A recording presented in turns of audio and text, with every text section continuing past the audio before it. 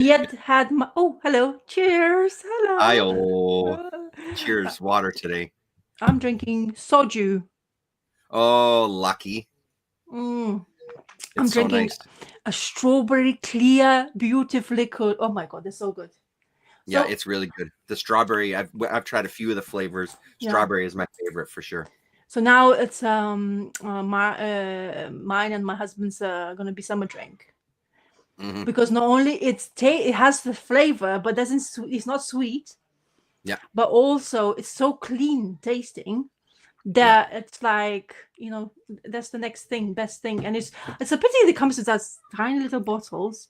Yeah. Well, because the alcohol volume is a little high. So if it came in a bottle this size, because it's so easy to drink, fucking hammered. Well, that's why do you think I have a minuscule glass for Yeah. me? Yeah. My hubby could like zip it away the whole night That's a and it shot will. glass. Yeah, exactly. Yeah. Yeah.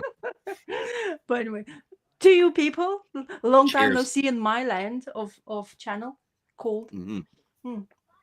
Anyway, so we were talking about we were having technical things. I was trying to be futuristic. Trying to bring the show to the next level. Yeah, didn't work. Multi-camera setup. Almost did. Because we want some fucking sponsors, so we gotta level up our game. Yeah, we almost did, but we didn't. Yeah. Anyway, it doesn't matter. We're gonna roll with the dice, whatever we have left. Anyway, so how was your week? Because we didn't have time to talk about that. I mean, Are you okay or it was sort of? great. Let's just say that. It was fantastic. Best week ever. Yeah.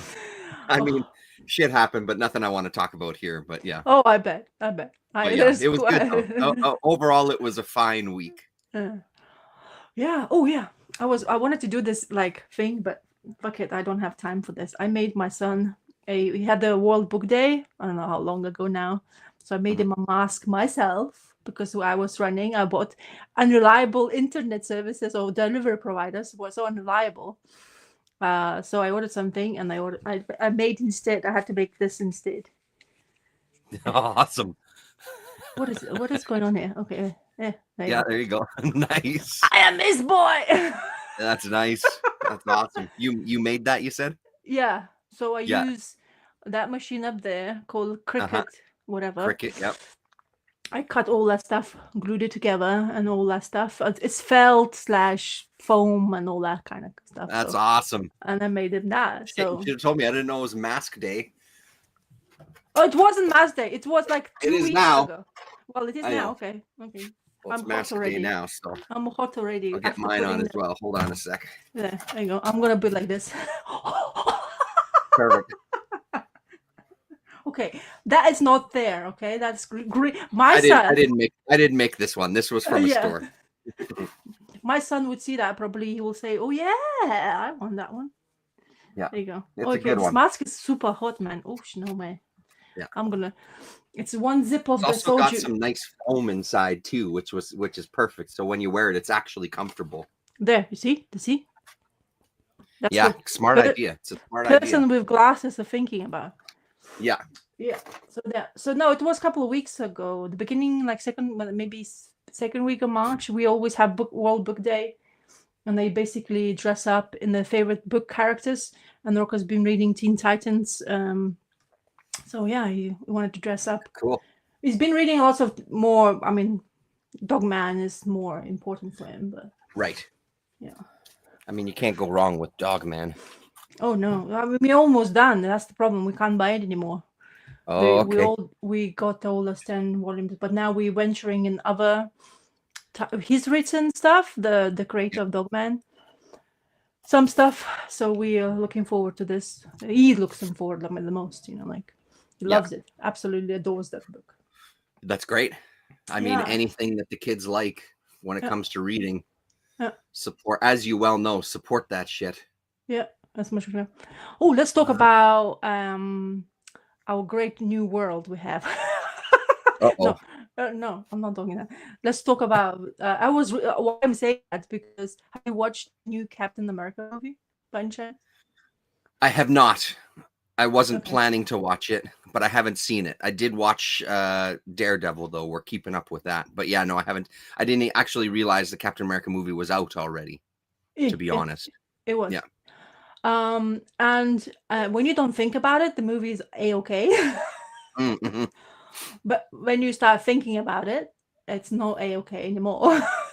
Yeah, right. Because what they did, apparently, I wasn't realizing. So while I was watching the movie, I did not realize where they were trying to use 2 franchise movies prior to, like, they were released before, and somehow bind it together and make this kind of cohesive storyline, maybe in my opinion, or something like that. But Inhumans and the first Hulk movie with Mike Norton. Yeah, with Edward Norton. Edward Norton. Yes, Edward Norton as a. I really liked that first Hulk movie. Yeah. Yeah. So because you have Red Hulk involved in this Captain America, unfortunately, the actor who actually was the father, I think he's passed away. I mean, a couple of years ago. I don't remember the name, unfortunately. Can't tell you. Like always, name's not my suit when they're doing live chat. Yeah. And then because of that, they somehow merged a lot of like that 2 things, because you know that floating in the waters, that celestial body, which you can see in some movies, but they never explain to them what's happened afterwards when it reappears, and it appeared in Humans movie. And there's lots of and they don't explain that, so they just linearly start talking. Me and my husband watching, and like, so what is the timeline? And what has really dropped the point on us, they mentioning adamantium, and you're like, but wait, Hulk, no, Wolverine has adamantium already, like long ago, and because it's Fox related Wolverine, I guess they are trying to reintroduce Wolverine, and that's how they're gonna do it, I presume, into the universe now. So I got completely like baffled what I'm seeing. And afterwards, you just movie kicks in, and there's lots of action. And Sam is his name, the Captain America. He's really good at it. To be honest, he's enjoying he really has good action scenes. We have new Falcon, Joaquin character. So he has a sidekick already. Well, not really. They kind of like play each other like almost similarly how Captain America and him had the same conversation. And yeah, it was fantastic. I mean, I said fantastic to watch for nothing. And if you start thinking about it, you'll go mad. You'll say, "What the hell?" It doesn't, because they try to go, like, what is this happening now in the real world? That's why I mentioned about that world stuff. They try to push the message where they are standing upon all that stuff, but while they're editing, it seems to they chickened out, and lots of things has been cut. So the writing was probably done properly, but when they start editing, it's like, it's too bad. We don't want to get in trouble. Chop, chop, chop, chop, chop.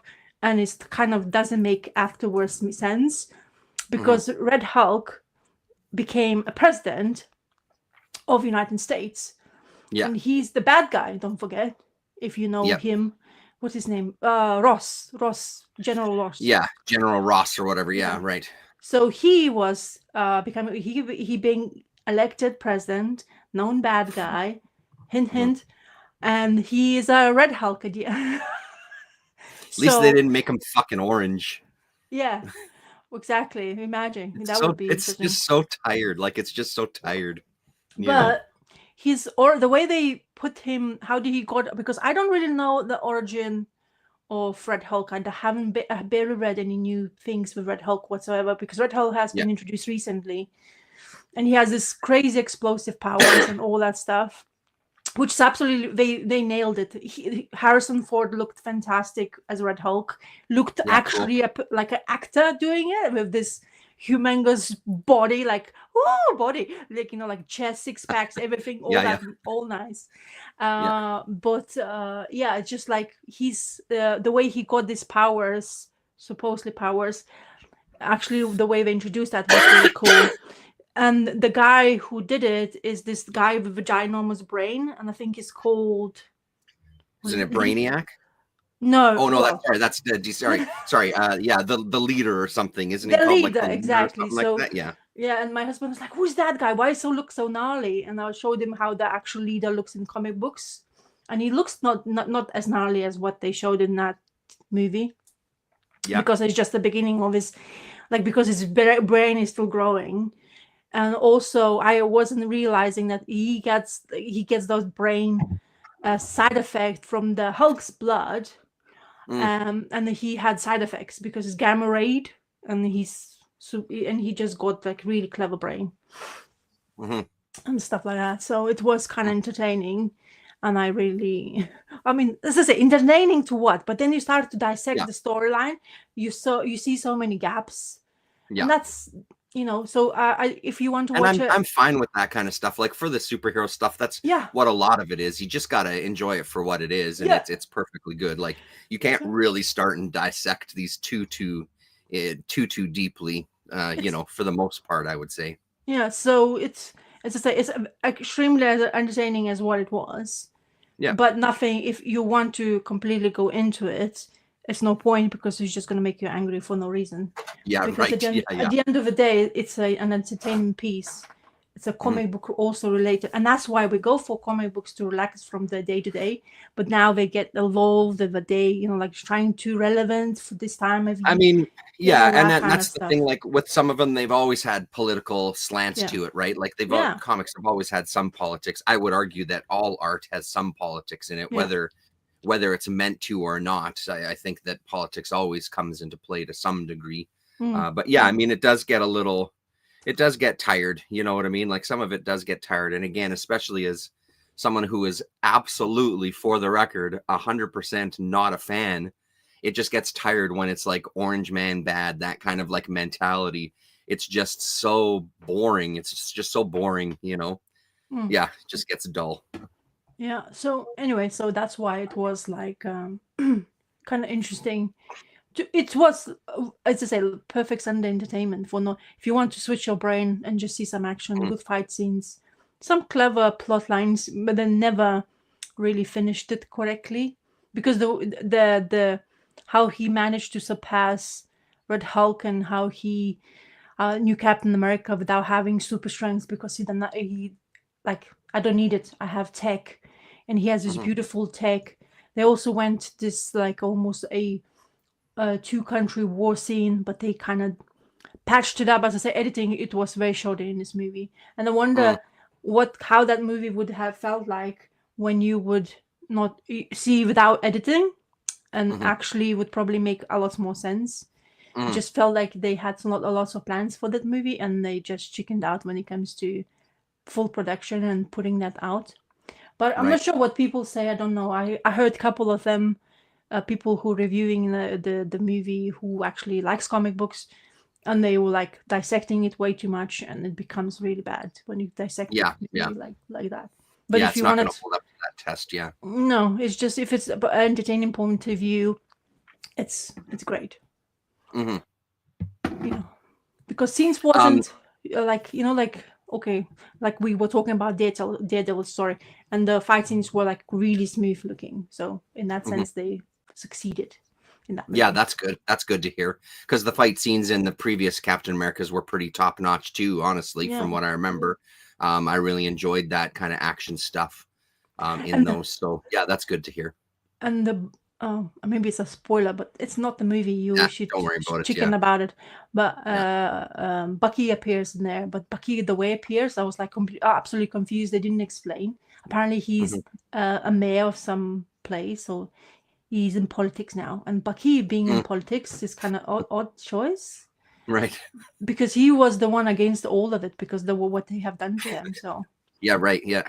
That didn't make sense. So that, just wanted to mention that, because just came He's into my change brain. Things from the inside, man. He's gonna change it from the inside. Because there's a Thunderbolts movie should be coming out, right? Yes, that's right. Yeah, I thought that was out already. I thought that came out. No, okay. I don't think so. Okay. And Bucky is there. I presume should be, isn't it? He's part of the Thunderbolts team. I don't remember. I did see some sort of trailer at some point, but unless I'm thinking of something else, but I don't remember specifically if he was or not. Yeah. Anyway, so yeah. And what did you watch anything? Speaking of Harrison Ford, we watched 1923, that Yellowstone, with Helen Mirren as well too, and Man, oh man, I'm enjoying that. We finished the first season. Sorry, you liking Yellowstone? well, yeah, that's the thing. I mean, I'm sure that I would like Yellowstone. Like the episodes I've seen, I do enjoy it for sure. Okay. I don't have the patience for it. Like it's an easier sell for me with something like 1923 or 1888 because it's whatever it is. It's 8 fucking episodes. It's one season. You know what I mean? I can get behind that. I can sit and deal with that. But like, I don't want 7 fucking seasons of something. Like, I just don't want it because I know that it won't keep my attention because it's hard to I think. For me personally, it's harder to tell a story across that long stretch that's going to be engaging. But this one was good. I mean, it had its moments where it was a little like, oh, come on.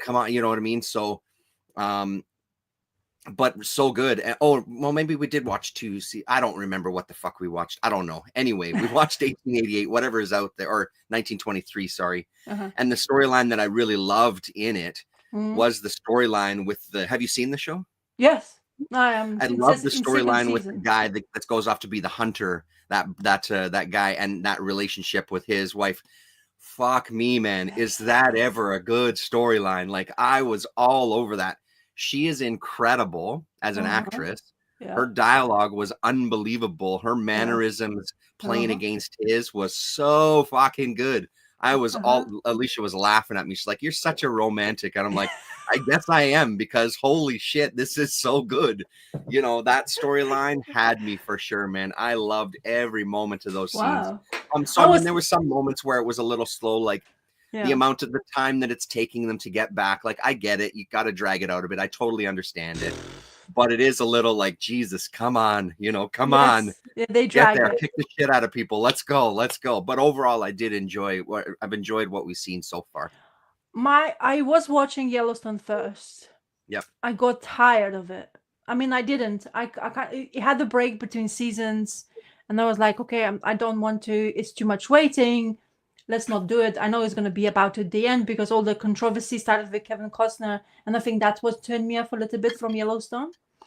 Okay. Because it was kind of telling what's happening, and he's eventually going to, like, somehow we're going to have to get rid of it. Then I heard the spoilers of his death and all that stuff. But then I watched 1883, and that kicked the butt of Yellowstone big time. And everybody's really up. Now everybody wants 1883 second season. I'm not sure if they're gonna doing that or not. But if you I don't see how you could really, yeah. I don't know, but it's always a possibility. But that kicked butt from anything Yellowstone was trying to attempt, especially because maybe the era of that, like, really suffering and finding that 100%. Your small survival points were so entertaining to watch, even though how harsh and environment wise, people mistrusting each other, like one blink on the wrong way and you shot dead because like everybody don't trust each other. That was great. And the way they had to survive, and his family and illnesses, how how quick one little illness can like do a lot of damage to one family and all that stuff. And then I watched first season of 1923, and I am huge fan of Helen Mirren.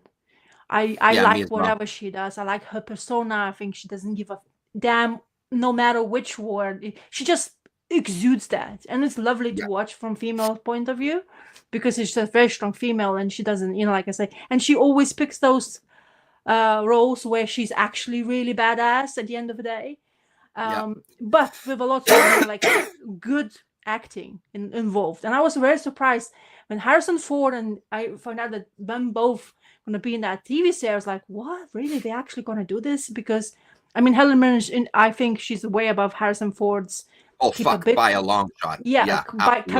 She can make everybody else next to her look really good, because the way she exudes her like experience and acting skills. And then and that basically, those 2 seasons of watching those 2 shows, which is the same family and blah blah blah blah blah, still makes it more interesting to watch than Yellowstone was.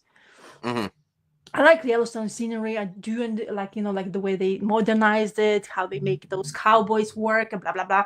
Kind of entertaining, but then that family drama became to a point of, and then again, I'm gonna jump, but in 1923 you have Timothy Dalton in there. I was like, what the hell? Another one? How? And like, I love Timothy Dalton. I think he's handsome man. Yeah. But damn, he's a bad guy. This one, yeah. It's like, slap him, please.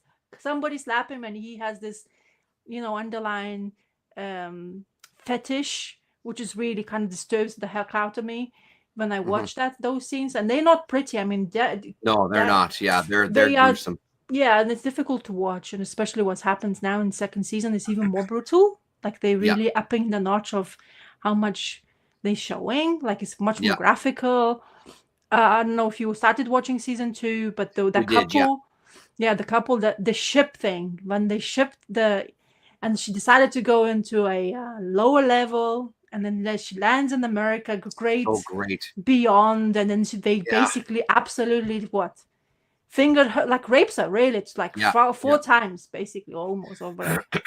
The doctor, supposed doctors, to check that she's not ill and she's not bringing. And then that conversation between her and the guy who's about to stamp the visa or whatever, or entry to the country. Damn, that was the most beautiful conversation you can have from her. Yeah. So that was nice. So, but yeah, it's extremely prolonged. I think they could have speeding up a little bit. But yeah, one of the. But I think it's one of those things, though. I think it also helps put you in the time, because one of the things that Alicia and I kept talking about was like, fuck me, man. This is only 100 years ago. This isn't like, we're not talking like 500 fucking years ago. No. This is 100 years ago. And it really puts you in the mindset of like, this is how long shit takes. It is taking a long time to get there because it took a long fucking time to do anything. You know what I mean? It took a long time to get from one town to another, never mind across the goddamn ocean on a ship, you know, like it's, it's good. And then there was a couple of scenes, like the residential school stuff. Like, even my wife, she had to walk away a couple times. She's like, I actually can't sit and watch this. Like, I cannot sit here.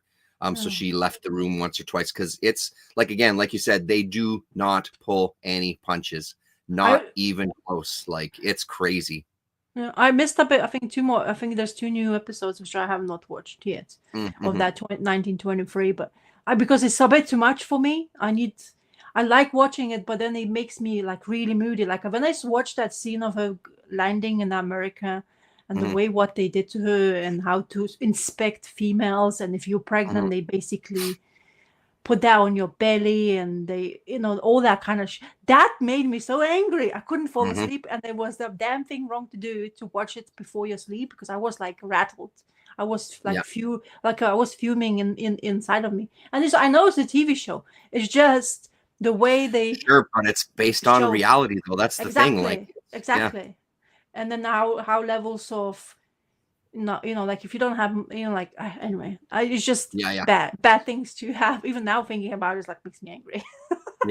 The other thing we watched that was pretty impressive to me. It's the most TV I've ever watched in like years, to be honest. We watched season 1 of a show called Paradise as well.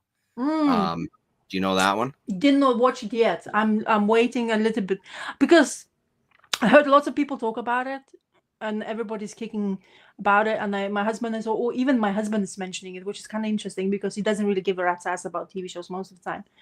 It's good. So, is it? Oh, yeah. Okay. I mean, I really enjoyed it.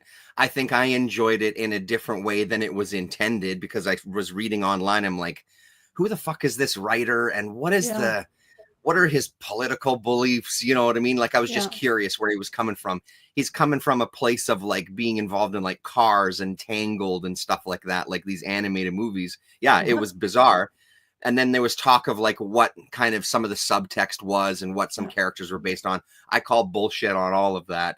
It's really good, and I think it's really good. I'll be curious to hear your thoughts once you watch it, because cool. I really enjoyed it in a way that because my wife watched it on her own. The first episode, I was in the dining room doing some stuff on the computer, doing some work and stuff, and I could hear the show.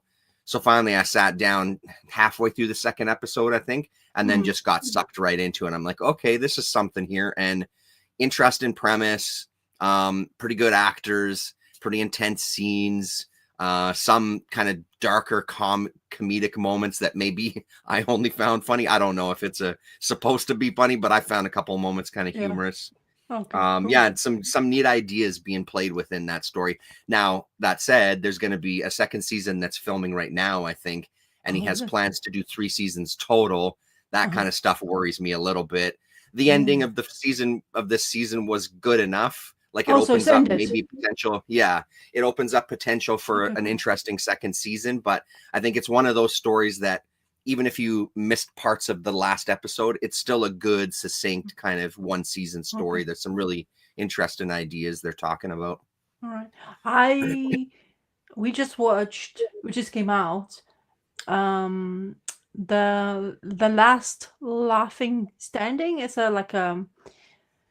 I think this idea has been from somewhere else came through, but it's a UK version of it. So all comedic royalty you can think of, put in one room. They have 6 hours, and they have to basically comedians joke to each other, and they can't laugh. Or if you laugh, you get penalties, and then you get red carded, and then you get booted out, and then one last laughing gets the crown. Yeah.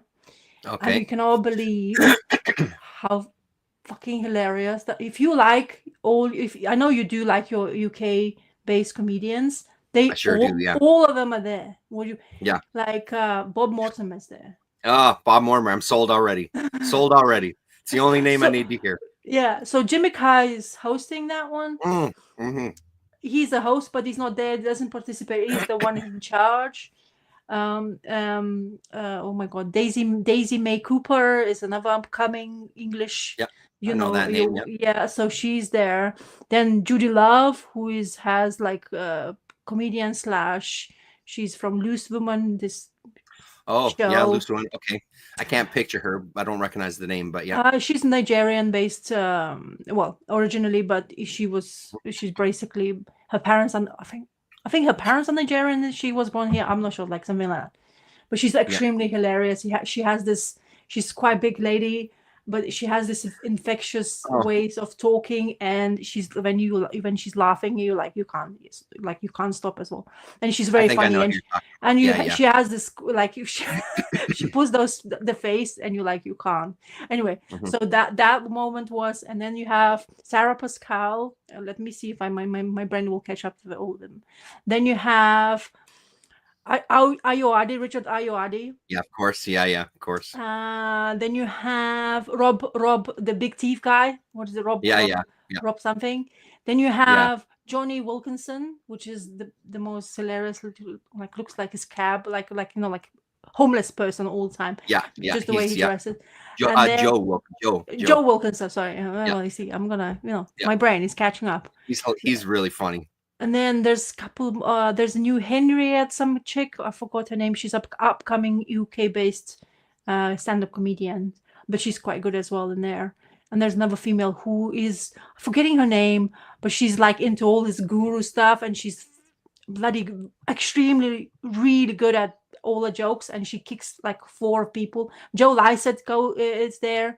Then you have I almost something missing. Of course, I'm missing some 1 or 2 people, but basically all of them in that room, and it looks like a Big Brother house, to be quite honest with you. Not really my thing, but they have a stage. They're sitting down. There's the 6 hours. They basically do all the stuff to kick themselves out because they can't laugh.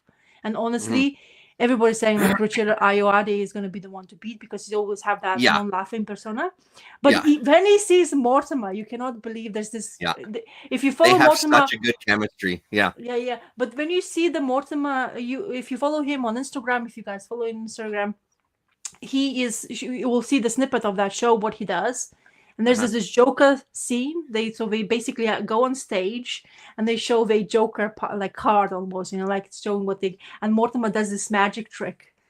And is it like that song where from what is that called? Oh my God, the Queen.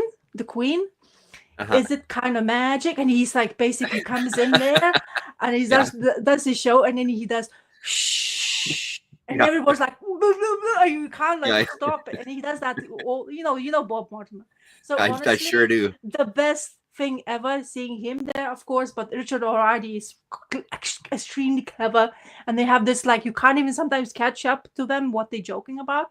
But you can't, and you're taking it serious. Like I was doing that. My husband was like giggling. It's like the best laugh I've ever had. We haven't finished it yet. There's 2 more episodes. There's 6 episodes in total. And by the way, I didn't mention it's on Prime, unfortunately. but if you can, like somehow Yeah, I get can it, download whatever, it. Yeah. Yeah, so highly recommend. Watch Yeah. it and binge it. It's gonna give you the most relaxed time ever, because you Yeah. cannot believe what's happening in there, and it's just really good. One of the best Bob things I've Mortimer seen. is probably one of the funniest people I've ever seen in my life. Like Yeah. when I discovered Reeves and Mortimer, and like when I started down that rabbit hole of like shooting stars and all these things, like the guy is just so goddamn funny. So then Ayawati had that travel show. Yeah. And the trip that he did with Mortimer, like again, I've rarely, at that point especially, I had never seen Ayawati break in all of the panel shows and stuff. There's a scene where they're sitting talking about the way Mortimer sits on the toilet. I guess sit backwards because his asshole is a little higher than most people. And Ayawati he can't do it. He cannot contain himself, and he starts to crack. And it's like the only guy that I've seen make Ayawati crack in that way. It is so goddamn hilarious. He is such a funny guy.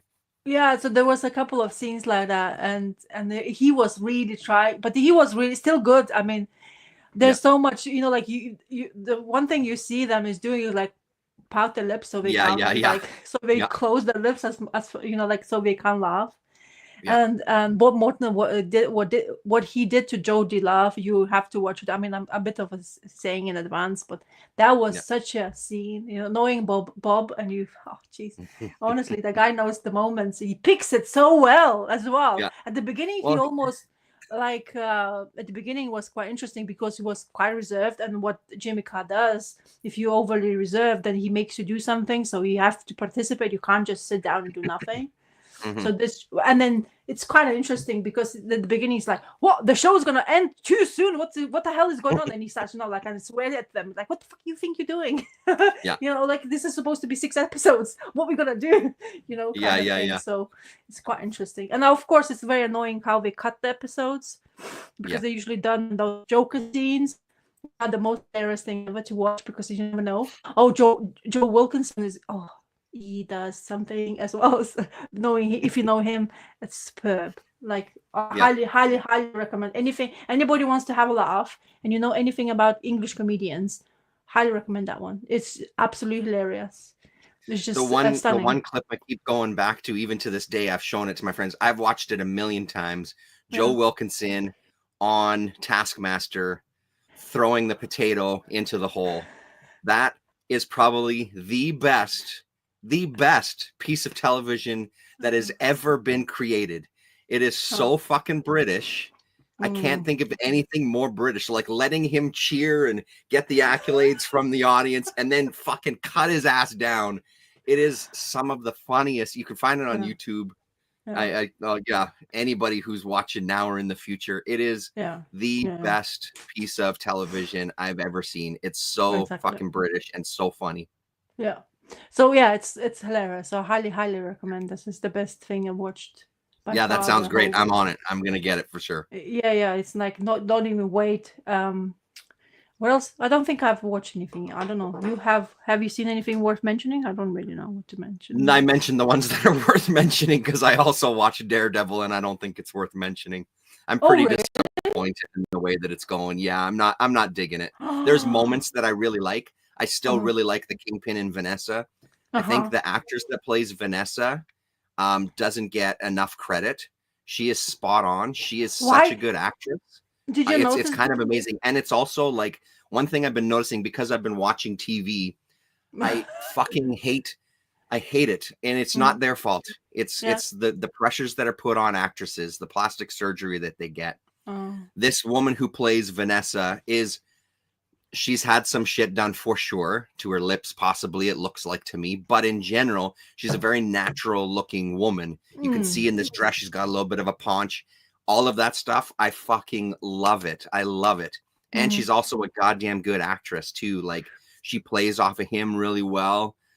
She's got a presence on screen. Like even when she's just sitting there with her legs crossed and not saying a word, like she's got a presence in a way that Kingpin does as well. Like both of them have a presence when they're on the screen. So they're kind of the most enjoyable parts about that show. The rest of it, I'm pretty like episode 3 with the whole court case and stuff. Meh. It was kind of long and kind of like, so that was the end of it. And you did a whole episode to bring us to this point. Like, So yeah, I'm not. Again, I didn't have high expectations, not at all. But I'm not really into it so far. I'm gonna watch the rest of it, obviously, but You watched I'm not dying up with it. Have you seen the episode with the? Is it a spoiler? I guess it is. Have you watched episode 4? Basically, what I'm trying to say. I did watch episode 4 with the, let's just say it, the Punisher. Yeah. Yeah, I did see it. Yeah. So that was interesting, but I don't know if it's needed. I guess they're using it. I mean, was it interesting though? Like, I don't know. Make him cry? Interested? I guess that's what there was there. Right. He was there just to be like almost the same, because I know he has lost the family. Now Daredevil lost the family.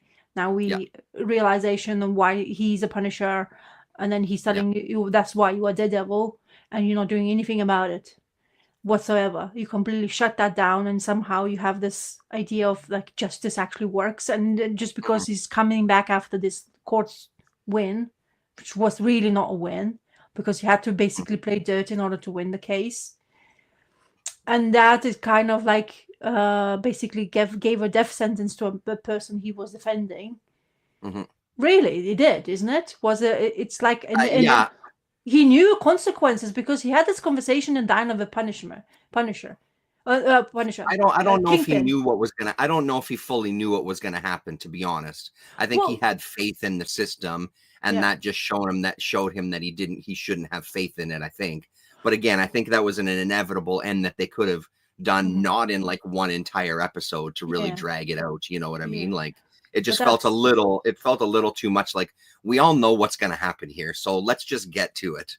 Let's get to the part that we all know is coming, and let's just have it happen so we can move on, like, he did know consequences. I think he by himself, because he's so tormented between his own being of Daredevil, and he's not doing that anymore because of the Foggy's death, is that when he had the conversation in the diner with the Kingpin, he said straight to his face, if you're going to put the mask on, this is what's going to happen to you. So or we become vigilante. That's how he didn't really threaten him. He just becoming vigilante, and that's what he said. So because of that, he got it.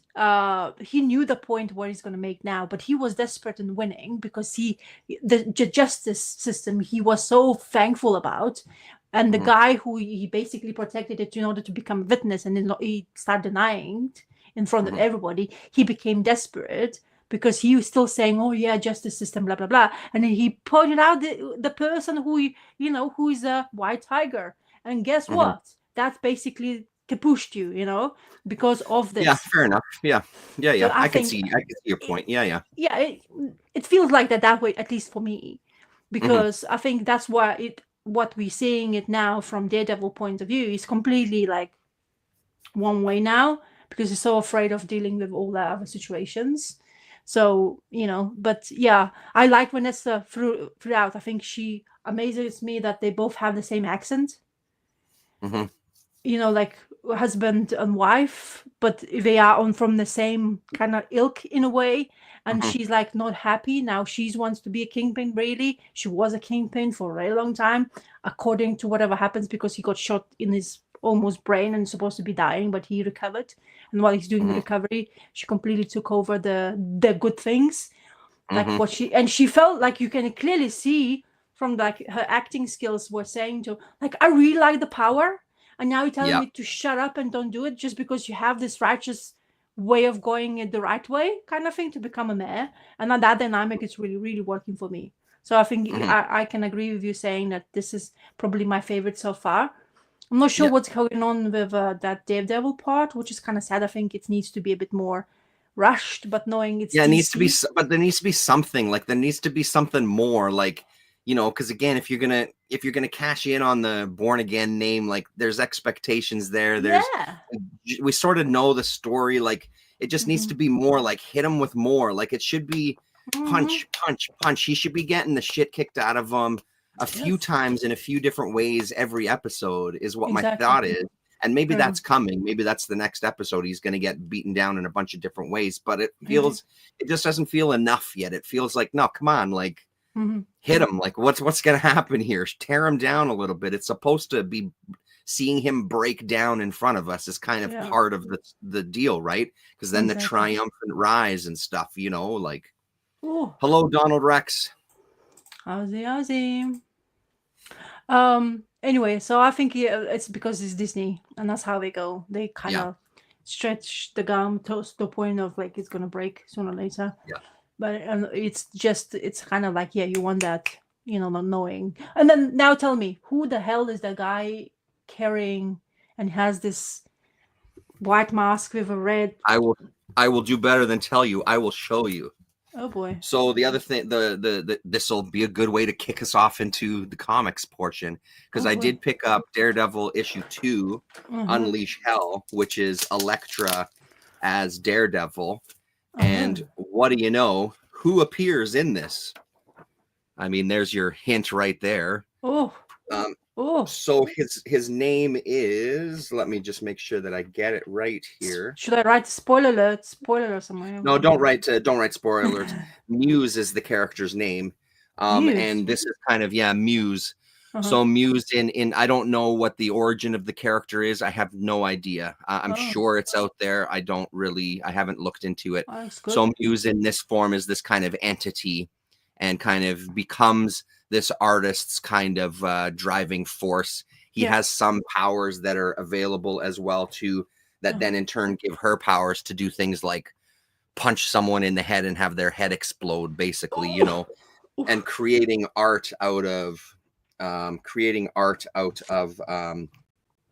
corpses and things, basically. So she does this homage that is Daredevil there, but it's made out of like body parts and skin and flesh and bone and things like that, right? So I mean, I would say don't feel like you need to rush out and read this, but of course, because the Daredevil show is on, and because of course that character's in there, of course it's going to be reflected in the comics. They're trying their best to get people to cross over to some degree to read the comics. So I don't think it's in this one, the advertisement. Let me just double check. No, it's not. Later on, there will be an advertisement for another Daredevil book happening next month. That does intrigue me. Charles Soule is writing, and I don't remember who the other person is on art, but that'll come up when we see it. But I mean, like, I just wanted some Daredevil in my life, and I like trying these out every once in a while, even though I'm continually disappointed. So I'm going to maybe pick up another issue or maybe 2. We'll see how I feel. Just to kind of give it a little more of a shot and see maybe where it goes. It's always the thing of like, there's some ideas with these things that are always intriguing enough to try them out, but the payoff just is never there for me, So apparently he's appeared in Daredevil Volume 5, 2016, issue 11 by Charles Soule. So Charles Soule and run, I guess, of Daredevil. Okay. Yeah. And that's why he's so prone to be in the court case, because that's what it was. He's Daredevil as well. And he's apparently some sort of deranged artist who became, I guess, something. I'm not reading it that much because I... So, I mean, we'll see, because, I mean, maybe that's going to be some extra levels of darkness to the TV show if they're introducing this character. And, I mean, we'll see how they utilize them, right? So they use them so similarly to each other. I almost said to my husband, I would have been more excited if there would be like a Carnage sort of like new way of look, because he has all like red eyes and he's kind of a white character. That would be quite. But then you have to mean the symbiote. That means I don't think they have rights for symbiote yet, and blah blah blah blah blah. Wow, comics fan. Hello, comics fan. Greetings. Welcome. Greetings. Welcome. Your time change hasn't changed, or has it? Anyway, that didn't make any difference. Because you show me why don't you show us Usagi? Because I've read it. I don't have it now. I already filed. I haven't read it yet. That was the last one I was catching up on reading before we started. But I was doing what you were saying, like keeping it till last, because there was some other stuff that I read that was maybe a little darker or whatever. So I was going to keep it till last, and then just ran out of time, because I actually ended up reading a fair stack of books, to kind of catch up and have something to talk about. So you have more to talk about than I do then. Okay. Okay, I'll talk about, I started reading because I don't, so my comic book guy continuously having issues with comics coming his way. It seems to be a new way of dealing with a new production. I don't know, new delivery systems and all that stuff. Image comic books in particularly are problematic. So Seasons issue 2, I can't still read because for A, he got it damaged. Second, they don't know when he's going to receive. And the third, I heard that it's out of print because it's been scooped up by all of it. It's become such a popular thing, apparently. Sorry, for which one? Seasons issue 2 and 1. Oh, Seasons. Yeah. Oh, okay. So I haven't read it yet. You don't have either of those. I thought you had. No, I had season issue 1. That's fine. Okay. But I can't read. I couldn't read issue 2 yet, and it's been like 3 weeks now since it's been released, and I have not get it because he can't get it, and when he received it, it got damaged, and then he had problems with the delivery. It's kind of like mess, and then I don't have. When it gets damaged, does he have to send those back to be able to get the credit?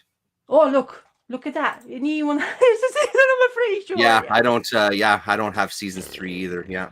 So yeah, basically I'm behind on that kind of stuff because I don't know what he does. I think he does return them, and then he waits for them to tell them when the new is gonna come out. So he's basically I keep on asking like a broken record, and he's like, no. It's not yet here. It's like, sorry, like he apologized and all that stuff. So it's all like problematic. So am I, like I have a really small pull list, really, but most of the books I have is or Image, most likely, and or IDW, so all the independents because I don't do Marvel nor DC that much at all. I got one DC book, but that was for my son, and it arrived really. So I don't have my pull list for like I don't know. Couple of weeks now. I haven't even asked him like, so where is that? Where is this? And I'm really confused myself now. I don't know what I ordered, what I haven't. Yeah, right. So I'm starting to read my pickups from the Comic Mart. So I only found issue numero uno of this 1 of 4 by Matt Wagner and Art Nichols. It's actually volume 2 of Demon. So volume 1 is Kirby's run of Demon. This is volume 2. According to CLZ, if CLZ is right, then we are all. So that's correct. Yeah. So it's I didn't realize that one because I thought it's just a 4-issue miniseries, but it isn't. It's actually the beginning of the volume 2, and it's Matt Wagner's and Art Nichols run. I haven't read the Kirby's run of Demon. I have their issues. I've never been like fully committed to that series at all. But I remember reading something that was Mignola's art in it, and I really liked it. The character then. I'm not saying I don't like the Kirby's run. If the couple books I have, I always liked Kirby's art, and in it, so I would have collected in that kind of sense of form. But I always enjoy reading having anything Kirby, but like when I pick up something cheap like this from a Comic Mart, I did, so I started reading it, and it's Jason, what is his name? Jason something. Yeah, I can't remember either. She tells his name like 100 times in this book, and of course I'm gonna blank it. Anyway, so Jason, he's the guy who has Etrigan in his system, and he can't part his way because Merlin is in charge of Etrigan, and Etrigan is always appears when Merlin calls on this girl with him, who's basically arrived to Ireland, following him through every single turmoil and his escape, or he has to be in Ireland because Merlin is awake because Morgan Le Fay is in coming towards Merlin. So when Merlin awakens, Etrigan is by his side. So Jason basically ends up going to where he's needed. And this girl who followed his suit, and she's basically, I'm here to help you. And he's like, you don't understand what is all involved. I know you, and I want help. And she's like, yeah, but I've done some research. I have this stone, and I really want to help. And I think you can basically remove yourself for Etrigan's, you don't have to be Jason Blood. Thank you, Comic Rag. You're welcome. I just didn't want to interrupt while you're speaking. Jason Blood. It's okay, don't worry, you can interrupt. So it was this basically her trying to reassure him that she found this book where she sees the demon looking almost the same from the book Jason's himself blood has written, and she's like, well, if you were saying that this is the guy from the millennia, there's some sort of way we can surpass and help you doing that. And then he gets kind of convinced, and then she's like, okay, so let me just enchant do a couple of things and Etrigan will appear and I'll ask Etrigan how to do so. And then that's what exactly happens in the following pages. And the Etrigan appears when he does in this fashion, which is actually a really nice page. Great. Yeah, I like it. Yeah. She starts to kind of try to interrogate him and tell him like what we're supposed to do in order to get the Jason blood out of this curse. And Etrigan being Etrigan, he's like, he's starting to telling the story, blah blah blah. Everything is like, and she gets confused in the same time. Like, what the hell is going on? What are you talking about? But it's kind of sort of gives her a chance to deal with the situation by bringing the statue, because she has the stone. It's a teleportation thing, and she gets the statue teleported, and apparently there's a creature.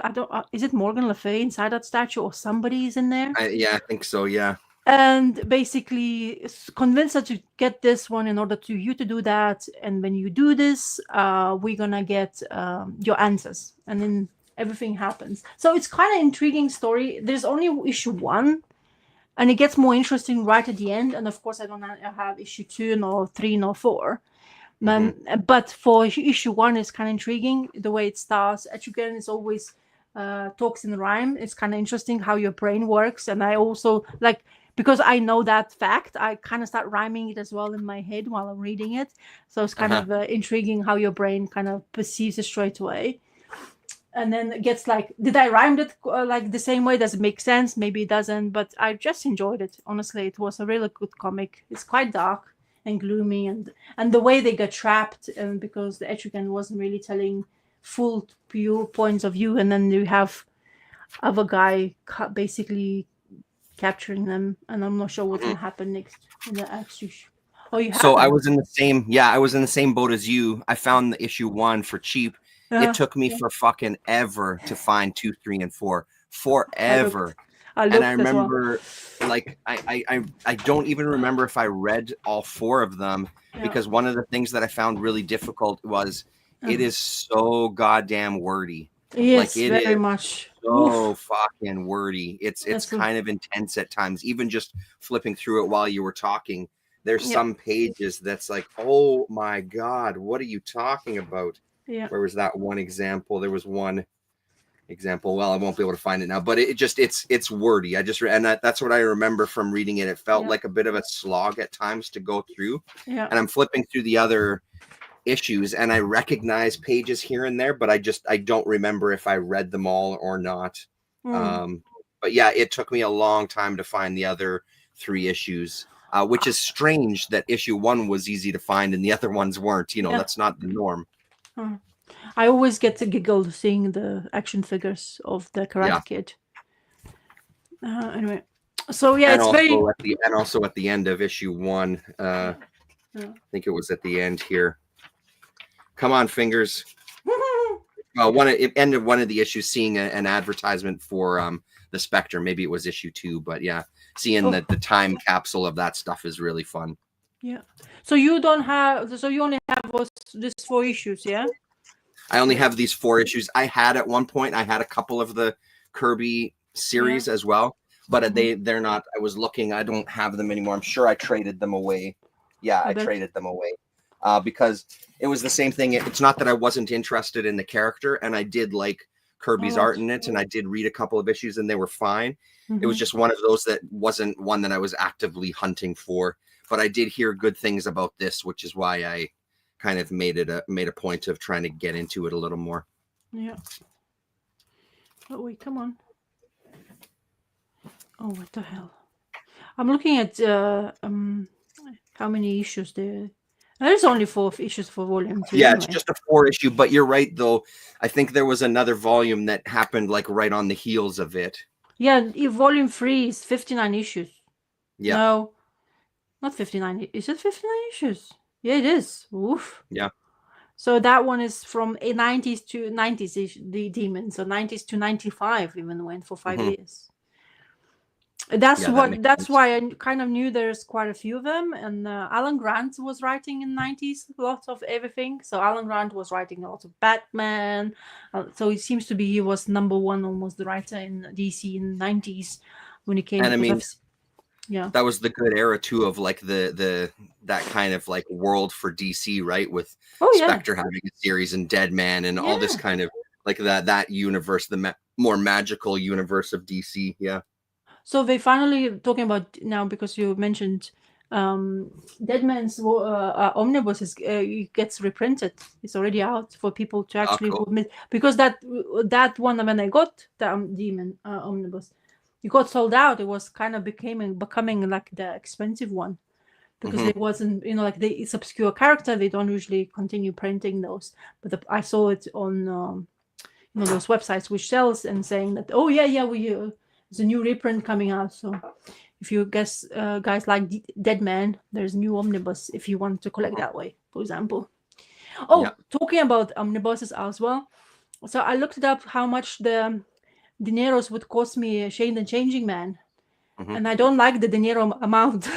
Oh, really? Is it that expensive? It's one of the more expensive omnibuses there will be. Oh, Jesus, really? That's a surprise. They're increasing the prices of omnibuses anyway, by the way, if you weren't aware of it. The prices are going up. I think now minimum price is $150 for omnibus. So that's a lot. It used to be 100. Yeah. So it's quite a lot. And I think this one is going to be on that mark of 150. And this one has that entire volume in it, right? Like it's everything in this one, right? How many there? 50 issues there is, yes? Something like that. So if it's 50, then yes, and more. So it's going to be a hefty little book.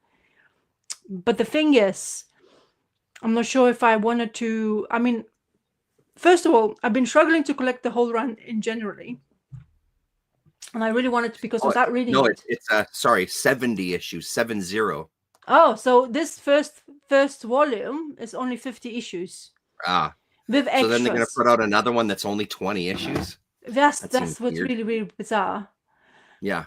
So that kind of thing, it's really odd to me, first of all. I could presume because there was some new Shade the Changing Girl. Will they put that inside it? Yeah, there was Young Animal that had Shade the Changing Girl. Yeah. So I wonder if they're going to splash Shade those the Changing Woman as well, too, was the second series of it. Yeah. So maybe they're going to do a set volume of those together. So it's the whole thing. Or I wonder if they're going to put because I mean, the Ditko Shade was only like 8 issues or something like that. So I wonder if they'll throw that into the second omnibus as like a bonus. But that's kind of weird. Anyway, it would be weird. I agree, that's a DC for you anyway. Yeah. So not saying that because I'm looking, how I'm going to, because what I'm trying to say is the way I have how much single issue Shade the Changing Man I have. I don't know why I did that, but I don't know. That's weird. It's not I'm doing in some I'm an idiot anyway. So I'm missing quite a few issues, to be honest. I honestly I don't know that's the thing. My brain has worked. I was remembering in those good days when I was going to Comic Book Mart quite often that I actually because I had 13 issues, I automatically thought I collected the whole run, which is kind of stupid. Yeah, right. Yeah. So I'm missing quite like a chunk between 50 and 70 basically. So that's 20 issues. Yeah. And 20 issues is not worth 70 80 whatever pounds they're gonna come up with. I think it's 70 80 pounds because you've pre-order price, but then after, if you don't pre-order, it will be like 100 something pounds wise. I'm translating in my books. So I was like, do I need to get another one then? Because what do I do with my single issues? Like I don't want it to double dip. So I have this crazy idea. I don't know. Maybe I will change my mind. What's your thoughts? Because you have the whole run, isn't it? Yeah, I do have the whole run and I love it. And my thought is, because I love that series so much and it means so much to me personally as like a comics reader and just as a reader, I was considering double dipping, to be honest. But if it's going to be more expensive than other omnibuses and, you know, all of that. Like I'm not 100% committed to it, but it was in the back of my mind of like, if the opportunity presented itself, I would probably pick it up because I love the series. It's that and Spectre to me, that volume of Spectre that was coming out then. Those two mean the world to me, both of those series, because I was just so, yeah, I was into it. Like I was into it. And especially with Shade, that got me into like when it transitioned over to Vertigo and then getting into Vertigo stuff, like all of that era of stuff was big for me reading comics in general. I was still exploring other areas, but as far as Vertigo opened the door to a lot of things in the mainstream for me that I never expected to see. And yeah, so that would be why I would shell out the money for it, to be honest. But that's money that I currently do not have, so it's not even an issue because there's no way I'm getting shit right now. So well, that's the thing. I also on the quite tight budget when it comes to extra curriculum. Yeah. Hobby wise, I mean, if I can somehow sell some stuff, which I always think in the back of my head, but never achieve that. Because I just sold a bunch of records to put a couple of bucks in my pocket, you know, just some walking around money. Why are you so organized? You're shaming me. Well, no, I'm not. Like, it wasn't an easy decision. Like, there was a couple of records that I had for sale, and then I went, you know, like we've talked about many times before, I go through the collection and I look to regularly cull stuff. So I sold a bunch of records and, you know, made a bit of money. Yeah. So if I am deciding what I want to, because I'm such a hoarder when it comes to my stuff, to be honest. I really like my stuff and I don't really want to part ways. I remember love my stuff, yeah. I remember looking at my CLZ and I was like, shit, I don't have I don't have that. Like, I didn't really remove that from CLZ because I clearly remember selling it. It's so funny how things goes, you know. Some of the stuff you win with selling, some of the stuff you don't win. You don't realize how much the value, and you just completely go escalating to a point. But that doesn't matter. It matters you. I like myself. I really like my stuff and what I have, and I'm really kind of like into that kind of things. Especially like now you get me into Kamui, which doesn't help because I am into the book. Yeah. I'm already researching this new volume 2 coming out, and I'm already actually excited about it, which is bizarre in itself. But I think the bonus with stuff like that is that it's only going to be a couple a year. So it's not like they're going to be doing like one volume a month where you're like really committed. I mean, the next one, according to Drawn and Quarterly, it just says summer on the Drawn and Quarterly. It doesn't even say a date. So that's like months from now at this point. So at least it's not like every month they're doing a new volume of Kamui and you're dedicated for a year. You know what I mean? So if they do 2 or 3 a year, I think that would be fantastic. 3 a year would be perfect, actually. Just in case the people don't know what we're talking about, somehow I have it still here. Of course you do. It's that good. You got to have it right beside you. Where's mine? I don't know where mine is. It's somewhere. So this is the one we keep on gushing about, which is really good. Thoroughly enjoy. So did you actually proper finished it? I did, yeah, and I loved it. It's fantastic, yeah. And I don't have it's here somewhere amongst the mess. I don't know where the fuck I put it, but because I've got the Obi strip thing sitting here, but not the book itself. Yeah. But yeah, I mean, like you said, I'm curious what the hell the next one is going to be, because my understanding was that is Kamui in the ones that I've read before. Seriously, where is the book? I don't know. It's here somewhere. I can't even see it. Shame. But so I'm curious what's coming. Yeah. Well, anyway, so yeah. Okay. What else are you going to talk about then? I'm going to talk about this one, a facsimile edition that I was super excited to get my hands on because it is. Oh, don't. You this don't. One. Okay, first of all, it came out the facsimile like a year ago or 2 years ago. Is it? Oh, did this one come out a year or two ago? Yeah, it came out again. Oh, because it was on the date on the inside is 2025 May. 2025 it says, because I just saw it on the new releases shelf just recently. So then I guess they've done multiple releases of this, which is great. I'm glad. Just before you start. I have original. I have original. Well, that's the thing. I had this original and I got it graded and I sold it. Yeah. So I did at one time have it, and it was one of those sales where I'm like, we could really use the money right now. I got a really good price on it. Yeah. It really helped us financially over Christmas. Yeah. But it was one of those like, fuck. So I'm really glad that I got my hands on this, because this will go right back in the spot that was missing. Yeah. Man, oh man, was this so fucking good to read again. And again, when I read this kind of stuff, it reminds me of how much I goddamn loved this shit, and how much I loved the fucking show, and how beautiful the art is. And now I've got to read the whole run again. And I don't have it. Man, I love this so much. This was so much fun. You know, I don't have the original run, by the way. Oh, you don't? You have gaps? I don't even have I have issue 1 and issue 12. Yeah. Oh, right. Yeah. Look at that. Look who that is there. So a little costume party that Barbara Gordon dresses up. She has a Batman costume, and you know, hey, who are you supposed to be? And it's of course Love and Rockets, and it's, I can't believe it. It's so entertaining. It's so like fluid. The motions are so fluid. Okay, wait. Let me see if I still have the original one. The women are all drawn like babes. Actually, if you do have the original one, I do have a question. If you're good with opening it. It's so good. I'm sure that those of you who are still here, Donald Rex, I think you're in here. It's just, I don't know. There's something kind of soft and squishy about these women in this. You know what I mean? Like, it's really, really great.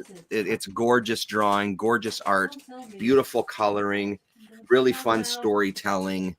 I'm so glad that I happened to be in the shop the day, because I'm sure this has flown off the shelf, because I think it was one of the rare occasions where I was there on a Wednesday and saw it on the new release shelf. So I have a feeling that an issue like this is probably long gone. But yeah, it was just a really good reminder of what I loved about this stuff, and it's just nice that it still works for me in that same way. Like, I get the same thrill out of reading it now as I did when I was reading the series when it was coming out, and when I was watching the show and stuff, or maybe not as it was coming out, because I wasn't picking it up right from the beginning, I don't think. But one of the questions I had for her, I know she can't hear me. Let me see if I can find a page. Oh my God, what I'm doing? Sorry. Did you find it? Oh, I found it. I freaked out. I was right, because I am like, the precious thing has to go right at the end of something. Yeah, right. Yeah, I'll show you. Yeah. And then when you do find this page, mine is just shinier than yours. Do you mind opening it or no? No, of course I don't mind. So find this page. Find that page. And then let me know, like, because there's some interesting coloring going on with the bat suit. It has this real texture to it. And I'm wondering if that's something that they changed for this, or if that was always there. Which page is that? Fuck if I know. Page 8 is what it says in the corner there. Is it? Page what? Okay, go show. Punch. Act 2. There. It fits. So on the Batgirl costume at the top, yeah, make yourself big for a sec. Yeah, the coloring looks a little lighter on there. In the bat suit, in the lighter blue, does it look like it kind of has like a texture to it? No. Where? You know what I mean? Like on the highlights. Let me see if I can do this. Point the finger. Right on the highlights at the top of the cowl there. There's like this kind of texture to it in the coloring. There's a texture in the a different, like, purpley blue color. Yeah, right. Yeah, and in that part it is here too as well. Yeah, but in that highlight it's really apparent. No, hey, there's nothing. Interesting. So it must be and it's also really apparent in this here as well too. In my copy, in this facsimile, you can really see like a texture to that color. I can't see anything. It just looks like a okay color. So then that's something with this one then. But I was just saying, while you were busy hunting, just how much fun it was. Yeah. And it was just such a good reminder. It was just such a good moment of this stuff still brings enjoyment. Yeah, there you go. It's still so enjoyable to read even now. Like, I still get the same thrill as I did when I was reading it. I've forgotten about that fact. So you made this issue even more enjoyable. Yeah. So yeah. Yeah, so good. And I think I might dig into the bins and pick up random issues, pull out random issues, and just, not necessarily read in order, but just pull out some random issues and read some more of it, because yeah, it's I was goddamn good, man. I was freaking out because it's right at the end of the drawer, because I guess I think, like, you know, if you, I don't know why, but why I was putting there, but I was freaking out because I couldn't see it. I put in the Mylar shiny, good idea, because it's I don't know, it never stinks when you put them in books, and that it's never gonna stink of that. I mean, I'm not saying that the comic books is stinky, but what I'm trying to say, when you put it in, the comic book disappears, the smell disappears. And this is probably have done, this is, I got it maybe, let's say, at least 8 years ago. And I put this book straight away in. And this is how it looks, the same Mylar 8 years ago. It works. They're expensive, but they work. Yeah, for some of those books there, it's a good purchase for sure. Modern books is useless. Modern books are, you know, like they are already having some, you know, not Marvel maybe. I always say Marvel has the toilet paper inside it, but but you know, it's just my opinion. But yeah, it's so nice. So I'd never have the whole run. I never read the whole run. I watched a lot of it, of course, because I watched religiously the show. But I always wanted to have the whole run, but somehow it's always been difficult to get hold of all of the issues. Or, you know, I got distracted by something else. I always postponed because they weren't expensive. A part of this issue used to run. And I found this one. And I got for, this is the win for me, honestly. I paid 40 pounds for this. And it's cheap comparison to what people now pays for. So so one of them wins where I said I almost wanted to walk away, and it's like, nope, I'm not doing that anymore. I guess I got clever because I done many things with that Giant Size X-Men. I did it because I kind of chickened out. Like it's one thing I didn't do. I never checked out. I just wanted to have it because I was so feeling like I'm so passionate about Bernie's art. So I was like, no, I have that one. I have to have that one. This is part of this like ongoing series, and it's one thing is really nice character in generally. So that kind of locked in, and I spent quite a pretty penny, but it was worth it. But yeah, that run, and they came out with omnibuses, and guess what? They are pricey now. I was gonna say, I'm sure it's been collected. But and they came out with 2 volumes of them. Sold out. Yeah, I think. I mean, let's see. When I was picking up the single issues, you're right, though. Like the majority of the single issues that I have, I mean, I'm pretty sure I've got the whole run. Obviously, I'll now look and there'll be some issues missing. But like, it was pretty cheap to get most of it because I remember I got a lot of it from Galaxy Comics from their back issue bin, and they were not pricey at all, and it allowed me to fill in gaps in a very big way. Why is it not showing Omnibus? Blah blah blah. I wouldn't be surprised if it completely sold out. No, it is still 70. Oh, you can still find it. Yeah, 73 quid. Yeah, still quite original. Even the original cover is 75. But they came out with Batman and Robin Adventures Omnibus. That's why I call it too, but it's Paul Dini. But we love Paul Dini. That's right. Yeah, because there was Batman Adventures. There was Batman and Robin Adventures. There was, Gotham Knights, not Gotham Knights, but Gotham Adventures, I think, as well too. The prices are all over the place on eBay for that omnibus. Oh yeah, it's 70 or 70, 80 or 136. Somebody asking for. It's like, well, how different can you go? Yeah. So anyway, this is looking at my CLZ. Looking at my CLZ, I do have the first volume, so I got all 36 of the first volume. It's some of the other stuff that I have some gaps, but I've got that one, and then of course Batman Beyond was good as well too, and that one I've got a bunch of gaps in as well too for volume 2. I don't have any either on that one. It's fun, man. If you see that as collected or something, the Batman Beyond, it's super fun. It's a really good book because I mean that show was fantastic as well. I've still got the box set somewhere over there. But the comic is just as good. The first volume is a 6-issue miniseries, and then it goes into a second volume that's like 24 issues or something like that. So I see you do. Let us. Why you only want to do this? Well, it gives me a Blu-ray. It's like, no, I want comic or omnibus. Mm-hmm. Yeah. Oh, 35. Oh, that's for the cheap. Batman Beyond. Oh, 32, Yeah, 35. That's cheap for that. Yeah. That one, I will bet that Adventure Time is one. It's more Yeah. expensive. So I am on my favorite team and your least favorite subject, X-Men. Yes. Fuck yeah. You excited? Yes. Oh my god, I'm thrilled. this I is can't the best wait. thing. It's so thrilling. I'm going to be so intently listening to what you have to say. No. Of course I'm Not I'm much. absolutely gonna listen. I'm just gonna mute myself so you don't hear my groans. Oh. I'm just kidding. I'm teasing. I'm just teasing. Oh, Jesus. Okay, so this one is very cool. What the classic issues does, it shows you the original cover of that thing. So it's originally an Uncanny X-Men 123, and this is how they do the new cover.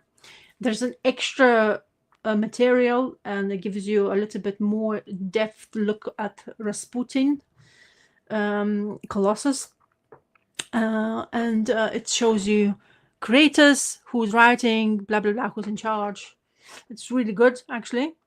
Both these issues been written by Chris Claremont, which is very famous for that run of Uncanny X-Men for a long period of time. But it opens up and it's like, I see Spider-Man, and I've read this issue, but I forgot how it went before, so I'm basically rereading it, and it's really nicely drawn. Spidey in here, to be honest. I really like. Do you like the Spidey when it's has the webs on those like armpits? I mean, I don't have a strong opinion either way, but Spider-Man in general is pretty good. Yeah. I mean, that doesn't you mean the look of it, you mean? Yeah, because they removed those armpits later on, I think. They have I don't many think iterations. I don't think it looks too bad, personally. Yeah, it looks like, because I'm saying armpits, I kind of like start thinking it's like armpit hair. Armpit hair, yeah, right. Sticky, anyway, webby armpit hair. Yeah, so we have Spidey running through the streets, and he's meeting Cyclops, and he's a girl for a period of time. And it's like, greetings, I just want to hello, and it's kind of distracting you to telling you the story, and it's basically a way of introducing to you what's happening, who is going to be behind it, because Mr. Spider-Man and Captain Britain, which I'm not really well aware of, I haven't read many of Captain Britain stuff, has got into the same villain's hands in Marvel Team Up, because Marvel Team Up was quite a big thing as well, which I always wanted to read, and I sorry to say I've never found that many issues, like random scattered, like couple of issues I have, not even like 10 of them I probably don't have in my collection, because there's some popularity of first appearances and blah blah blah blah. The same story with comic books when you get into collecting them all. So the guy who is the villain, of course, is plastered here on the front cover. It's called Arcade. He's the rich little bastard who had way too much money and had a really crazy head and decided to create a murder world. And unfortunately, to all the X-Men, they are part of his next adventure or killing or whatever you wanted me to call. He is looks very much like crazed Joker type of it, because the way he's wearing it, clothing and stuff like that. But he has some really dark kind of thoughts in his head, and it's kind of interesting. The front cover was very Jokerish. Now that you say that, yeah, it is, because it's just the way it looks like. Like his playground is kind of his own amusement park. He has so much money. He always he was so bored with doing anything. Killing was the only thing what made him entertain himself. And the way he was trying to kill somebody was making him bored. And the only way he could fulfill himself by creating this murder world. So he created himself all these trinkets and rooms and stuff.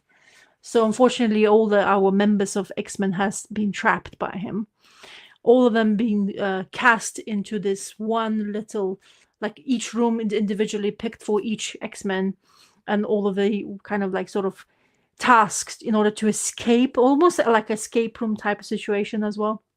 At least it hints that you have an escape route, but really his moment of genius is as if he thinks is to basically murder them in the most gruesome way possibly he feels like they're supposed to have. One thing which is very interesting and always has been kind of weak point of X-Men, I always thought also, and that's kind of really clarified in this issue, it's Rasputin Colossal. Because he's not American, he's a Russian guy. He is extremely patriotic when it comes to being Russian. It's kind of interesting these days and age talking about Russia in generally. I don't have very great feelings towards it. I grew up in being occupied by Russia. If you don't originally know, I'm from Lithuania, and we were occupied for like kind of couple of decades, more than enough. But actually, people don't used to not remember where my country is from. Anyway, and still to this day ask me, why don't you speak Russian? It's like, because I choose not to. It's the whole thing about it. I digress now. I'm getting into that more. So Colossus has been the weak link because he's been basically they brainwashed him because he has such a strong feelings towards his motherland, as he calls it. He kind of feels guilty for leaving his parents behind during the being part of the X-Men group. So they basically manipulated those feelings to him and used Colossus as a murdering machine, which is not really great for the X-Men, because knowing that he is extremely strong and is able to basically crush people to bits. But my favorite part always has been in storyline, how Storm had to deal with all the situation. As we know, Storm has a problem with claustrophobia, and that doesn't entail really well for her straight away from the get-go to be captured, placed in some places where she's basically feels squished, and because she's elemental person, the freedom is what being like the air, the wind, all that stuff, the oceans is her elements of that kind of thing, her strength. And then you being captured some places in one room where she doesn't always feel comfortable, and that basically shows her turmoil in this.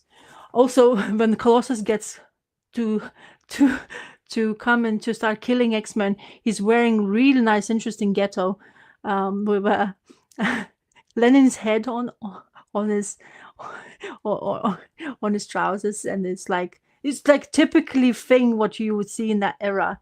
And this is written in which time? If it's originally from 1989, but then X-Men were written when the X-Men were written, Terrence.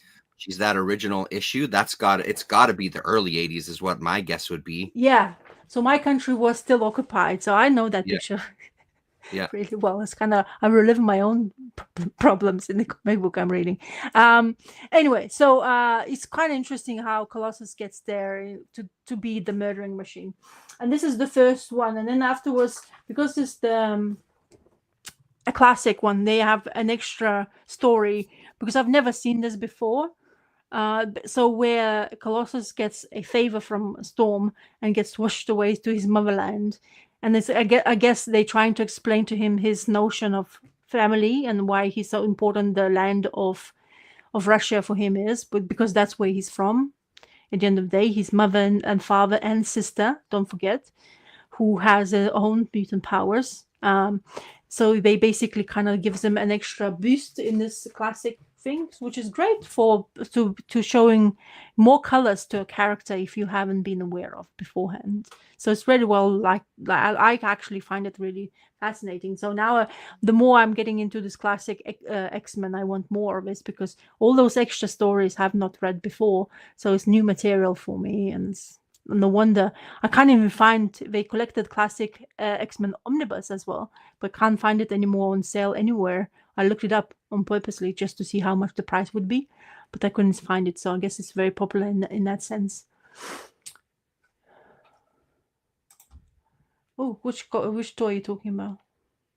Maybe I think that he's talking about the main villain in the first story. That oh, do you mean the arcade? The arcade. Oh, arcade, yeah, right. Yeah, okay, cool. So it shows a little bit more of this dude's background and how he is like still missing his family. Anything where I from my own experience, when you move to a different country, live there for a very long time, it's your country becomes something unattainable for people, like, because it's not like you're not choosing to go there. Some people you don't. And then if you don't have a choice of going back to your homeland, it becomes kind of thing of pressure. It becomes like something you always remember about it. It's those good times you remember. So I kind of understand his way of, frustrations, leaving somebody behind, because I'm living there most of the time. I'm always wondering sometimes that I made a good choice because I'm missing out on my parents' life. I have not lived with my parents for more over 2 decades. That means I casually know my parents from where I'm growing up. And now what they are now, it's really kind of foreign sometimes to me. So you become a kind of detached from that world, but also you want to be part of it all as well, but you can't, because you can't be in two places in the same time. So it's kind of interesting, this book of this. There's another one I'll talk about. There's another X-Men I read, but I won't have nothing to talk about if I'm just going to do it now. So it's your turn. So before I talk about a book, I just wanted to. No way! What the hell is that? So this is the box set that I was looking through actually while you were talking. So it's all of the Batman Beyond series, the complete series. Schmancy stuff, man. I mean, I was looking through it, so because this is how I am. I keep everything. It comes with a book as well too, with some design and ideas, concept things, and then it comes with the set itself of all of the DVDs. I think it's got to be a DVD thing. That looks like a cassette tape. DVD case of. So all DVDs, not Blu-ray, of all the episodes. There's a bunch of extras and stuff. The interesting thing that I did for myself was also I kept the receipt, which is funny.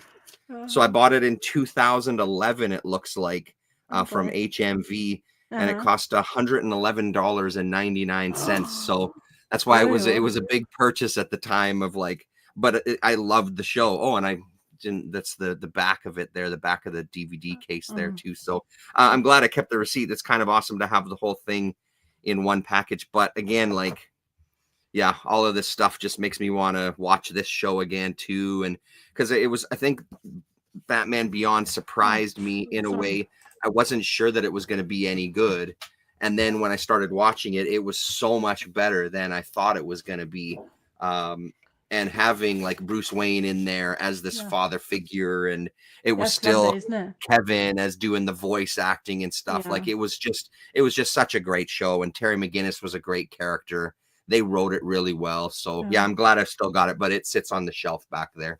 So listen to Batman toy. Because I always like to check the price tags. So in Canada, somebody's selling this and only asking for £40, £40. I don't know how much it is. Like $80, $75 ish. Yeah, delivery cost £60. Yeah, crazy. Anyway, but somebody asking for the same thing in UK is £150. Oh Jesus, that's a couple of dollars. Oh my goodness! So yes, it's kind of different. Like it's kind of crazy next to each other. But yeah, so I just way out of print. But same thing, like I've got the animated series on Blu-ray. I had the original box sets of those, but when they did the Blu-ray, I wanted to upgrade. So I sold all the box sets of the DVDs online so I could get the Blu-ray. So I mean, yeah, those sets will never leave me. Those are like, the best, my favorite shows from all of that stuff. Exactly. That's really cool though. That thing looks amazing actually, those box sets. They did a really nice job, and I haven't looked at it in a long time, so because we were talking about it, went to the shelf to have a look, and then there's the back of it too. Oh, look at that and stuff, man. It's in this slip case, like this clear plastic slip case. They didn't pull punches. They did a really nice job. Yeah. They properly it's just a weird sized thing, right? Like it's I mean, the standard, it's like a comic book, you know what I mean? So it's not easy to kind of store anywhere, which is why it's on a shelf down here, because there's no room upstairs for it by the TV. Okay. Let's talk so continuing on with what I read, why don't we talk about this? Oh, your Copra. Yeah, the Death of Copra. Are you confused of Fifey's I'm death? super confused, yeah, and I've sort of given up on trying to figure some of this shit out because honestly, I don't care that much. Yeah. So the beauty was because I somehow missed issue 2, issue 3 was out as well, so I picked up both at once. Okay. And again, like there's so many. I'm sure that there's so many Easter eggs and reference in here because he's a superhero fan. I mean, the big one for me was, you know, like this interior. I put this up on Twitter as well too. Like that's like Orion or something, isn't it? Like from Yes. So there's, I'm sure there's a whole bunch of Easter eggs in here for various characters. I mean, there's a character in here that sort of reminds me of a Shade the Changing Man kind of stand-in. This guy here, because he's sort of got this suit. You can't see it so well in there, but it's almost like this madness vest that he's got on because there's similarities. I would say there's at least like it's being used as a basis to create the character. But Michel Fife's art is so fucking good that I read the text and the text is fine and everything, but his art is just a stunner. It's such a stunner. Such a beautiful style, and some of the things that he ends up doing, like even moments like this where these two are escaping and there's the security guard there, so we get the double image of him turning his head. Like it's nothing groundbreaking storytelling wise, but it's just a really nice touch to kind of show that movement, right? Or the way he's framing this page here with a character floating around it that's part of the story. It's a beautiful book. It is. These covers are thick. They're like backing board thick almost. That's how sturdy they are. And then you get a bit of extras in here as well. Let me find the page. So first of all, you can get there is a Copra Master Collection that they've put out through Image. So that is something that's out there. But then he's also got this backup feature that's creating Copra. So it's part of his Patreon or his Substack. I'm not sure which, but he just kind of gives you samples of what you would get if you subscribe to it. So you get some kind of process pages. So doing the initial sketches and giving you a sample of what it'll look like. And they do a few of that here, even like storyboarding and some rough thumbnails and things. And then when he starts inking and stuff, what that looks like. So that's a nice addition. And what I did find out is that this is only going to be a 4-issue series. So issue 4 will be the last one. Oh boy. And there's also a fanzine called Coconut Meat Skull that's about the Copra universe as well. And I think this is the cover image to one of the issues because he talks about it in the next issue. So overall, like I said, I might not understand how the story goes, and these back covers are pretty stunning too.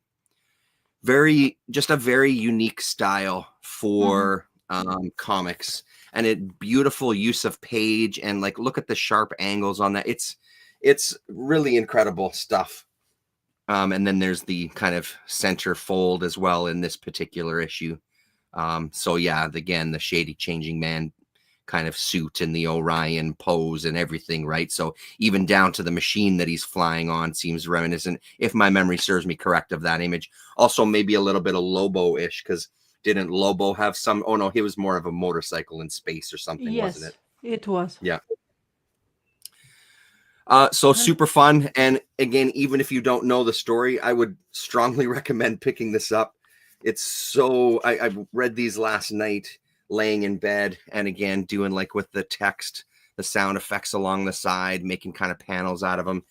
It's just a joy, page after page of looking at this gorgeous art. Even when it's just kind of talking heads and things, there's still a kind of simplistic beauty to it, and his coloring is really nice. And yeah, I love it. I love it. And I have a few of the original Copra issues. Damien was the first one to send me some of those, actually. And I'd picked up some as well here and there, but I don't have very much of it. It does make me want to have more from him though. So I'll probably make a point to trying to find some of that stuff and picking those up as well, or maybe even splurging on the collected edition or whatever. The collected editions is available fully. I looked it up. It's quite a good. But it's interesting to see that his paper bags are all sold out. Always get sold out. So it gets collected in the paperback format first, of course. But then I looked up, never in stock. It's like that's the thing. There's a niche thing for 5. But you know what? When you showed me, I clearly remember seeing some because Damon is the well-known person who talks about Copra most of the time. He's a huge fan of 5e because he's been collecting it, and he has love-hate relationship, isn't he? He's saying like, I understand this one, and then I don't understand that one, but he's still continuously having that. But when you're showing this, it looks like his art, not saying it's improved, but it's like so much more involved now. It looks like, like it's much more neater, maybe in that kind of sense, not saying that. It just looks like his art like has even more progress what it was before, which is kind of intriguing enough, like, because they say the minute you kind of get to that level, or usually go backwards, but then if you still continuously improving yourself, that means it's just another level of the artist by himself, which is totally nice to see that as well. I'll show you. So here's some of the early the beauty of issues. So like the earliest issue I have is issue number 13. There's an advancement for sure. And so he self-published this stuff. He was one of these guys. I would say it's still very much him. Yes. So this is the earliest one that I have, but you're right, and especially when you open it up and look at the interior layouts and things, he's gotten more streamlined when it comes to the storytelling elements. Yeah, exactly. But he still has, the back covers still have more of these kind of abstract, expressionistic type of things. This one doesn't have a big centerfold in the middle. We get a taste of some of his kind of layouts here on the first page and stuff. It's good stuff. It makes me want to go back and kind of dig into these again. I've got, like I said, I got a few. This is 13, 14, and 15. So there's that cover there and this cover there. But I think he was one of those guys too that did a subscription service through his own website of, if you want to get my comic, get it directly from me, here's how you can do it. So I feel like he's been really smart with how he's put this stuff out and supported himself, right? So I definitely have that group of fans who is always there, but it's like, for me, like across the pond, it's never feasible to do so. No. But I used to get that comic book shop, which I wanted to go into when I went to that comic mart. It's no more, and they were huge fans of 5e, and they had a lot of his work, and I remember you showing that before. Of that Copra, I was thinking I'm gonna go look it up to see if they have anything, because I like to scroll around and see if it, like, it takes my fancy. But the comic book shop, no more. Even though the other one, which I showed you, they have the Lots of Independent, the Wall of Independence. The Gosh Comics there, yeah, exactly.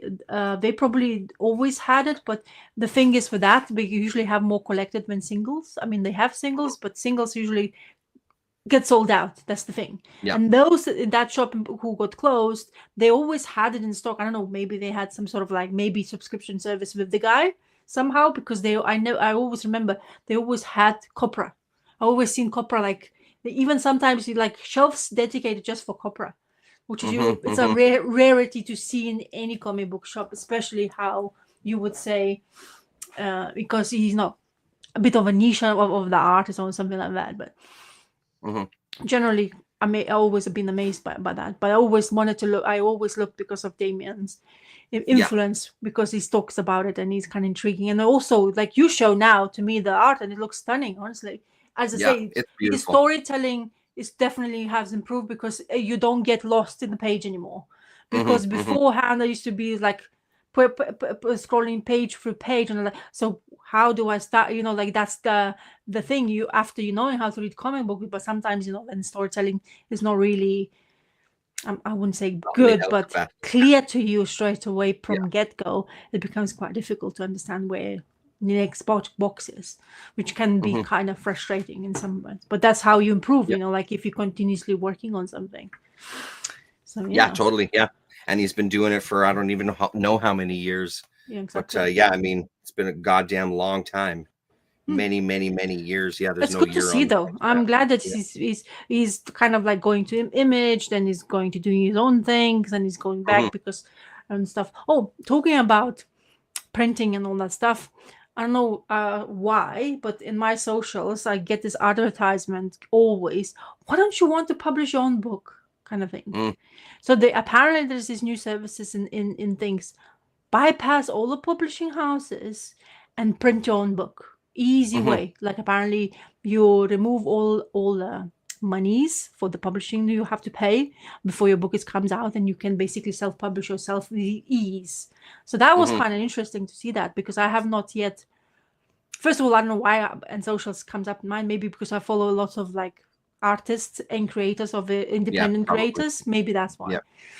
But I was like, "Whoa, that's quite interesting. You can actually publish your own." And they say the printing process is much cheaper because it's you all in charge. You actually talk to the people who's doing printing services straight to, rather than you talk to the publisher who publishes using their own printers.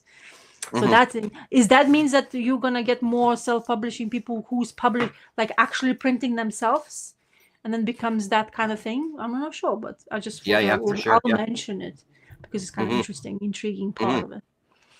Anyway, I was now thinking, because of the beautiful orange we have across the pond, the tariff craziness between him and China, and don't forget, China is the only #1 printing services for comic books. I wonder if Canada, a lot of the stuff gets. I think it might be more that gets printed here actually for mainstream. Yeah, I think, because I often see it printed in Canada. Yeah, but again, we're hit with tariffs too, so you know. No, but that's what I'm trying to say. Is I wonder how that will work. I'm talking about comic book pricing things. Will we have a change? Because there's some sort of effect going to happen. Not maybe this year, but next year. Definitely. I mean, like it's like a bad domino. It's just until you get to that level where it reaches your public, the actual consumers, will we get affected? Because I wonder if that's going to get into picture. Because I keep on hearing from my comic book guy having so much troubles just delivering or getting to be comics delivered, whereas before, because of Diamond, of course, situation now. But it's also, there's too many publishing houses. Most publishing houses are using, I presume, Chinese, because it's cheaper in the big volume, I presume. I'm maybe assuming quite a few things, but I like many of, like, let's say, look, even the Kamui, or beautiful Kamui, which is Chinese, Canadian things, but they're saying it's printed in China. This thing was printed in China, so even though it's Canadian, which is bizarre to me, because again, we print a ton of comics here in Canada. I know. I mean, obviously, it was because it was money. I know why they did it. Or I assume why they did it was cost. It was more cost effective. But exactly, it seems bonkers to me. Printed in fucking Canada, your Canadian fucking publishing house. Like, what are you doing? Have you heard about the rumor that McFarlane bought Diamond Company? I have not heard that. Yeah, no, I did not hear that. I mean, that wouldn't surprise me. But I'm not sure. It's a rumor. That's something. Yeah, you're right. Yeah. It's not 100%. It's a rumor. Yeah. Because apparently somebody heard of something that Mr. McFarlane has bid on purchasing Diamond as a distributor. I don't know, whatever it is. Diamond is the company itself. So I wonder, because it's funny enough, now I'll tell you as well, which is kind of interesting. So, McFarlane has been in charge of DC Comics action figure line. Yeah. He lost the bid. Oh. So now he's not going to be doing it anymore. So all those beautiful figures of McFarlane. He was doing some nice ones. Exactly. Is no more. So if you, and Hasbro is back, apparently. So we won the DC's figure publishing right. So I wonder if, I don't know, that to say anything, that he's keeping the money tight, so he wants to delve into Diamond. Is that what it is? I'm just speculating because it's kind of intriguing to me, because I heard it not once or twice about McFarlane being involved. So I wonder if it's actually true, because when those kind of rumors start, usually it is kind of like there's some sort of inkling of truth. Right. But that would be intriguing, because it's a comic book guy, really, who would own it. Yeah. Well, and also his history with Diamond and things that he said about Diamond in the past, like going back decades, right? So that would be quite the full circle story. And if anybody can whip a company into shape, you feel like the Todd father, as the kayfabe guys used to call him. You'd think that he'd be able to do something with them. But that's one. So yeah. So I don't know if it's true, but I've heard that's just the rumors I heard, which is would be intriguing. I'm looking, like whatever that feedback will be coming through in fruition. Well, hopefully it will, because I would be interesting to see what that man can come up with, because his brain works in different ways, really. So business like man who knows where to put the money in the right positions to get him. Yeah, and I mean, changed the fucking toy market single-handedly, like exactly unbelievable. Yeah. Hello, maybe Damien knows. Yeah, Damien. Hello, Sleepy Reader. Damien, do you know if Mr. Todd McFarlane has bought Diamond Comics got distribution, or is it just a rumor? Maybe you do. Anyway. Oh, Turtles, Teenage Mutant Ninja Turtles, Teenage Mutant. Everything. I'm pulling out the rest of the Copra because I might dig into some of it this week. Oh yeah, Damien. So while I'm thinking about it, I grab it. Yeah, we're talking about Copra, your favorite 5A. I haven't heard that rumor. Yes. So where's my dad? You don't hear? Oh, you haven't? Okay. Interesting. I wonder. Yeah, you're a man on the street, Damien. Get back to us. You're our correspondent when it comes to all things. We're going live now. Going live. Yeah. We're going live to Portland.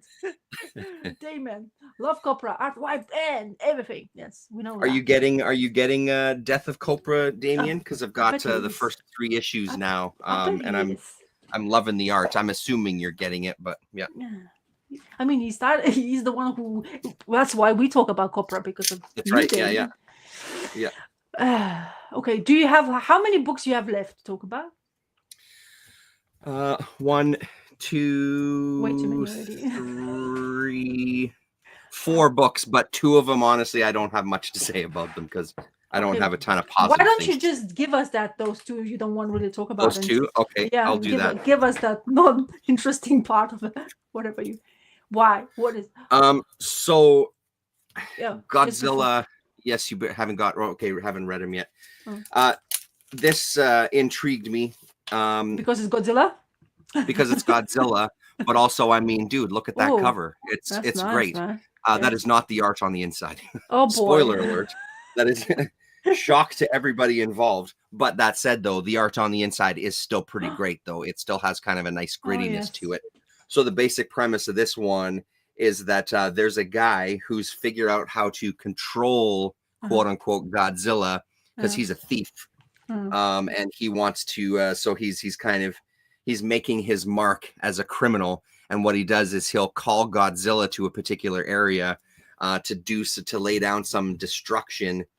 So then he can go and steal. So he comes to the attention of a bigger group of thieves who want to, hey man, how do you do this? And you got to be a part of our group, and you don't really have a choice because we've got this big heist that we want to pull up. And then that's all that I'll really tell you, because we kind of have these flashbacks of our main character and his family and things that have happened to him.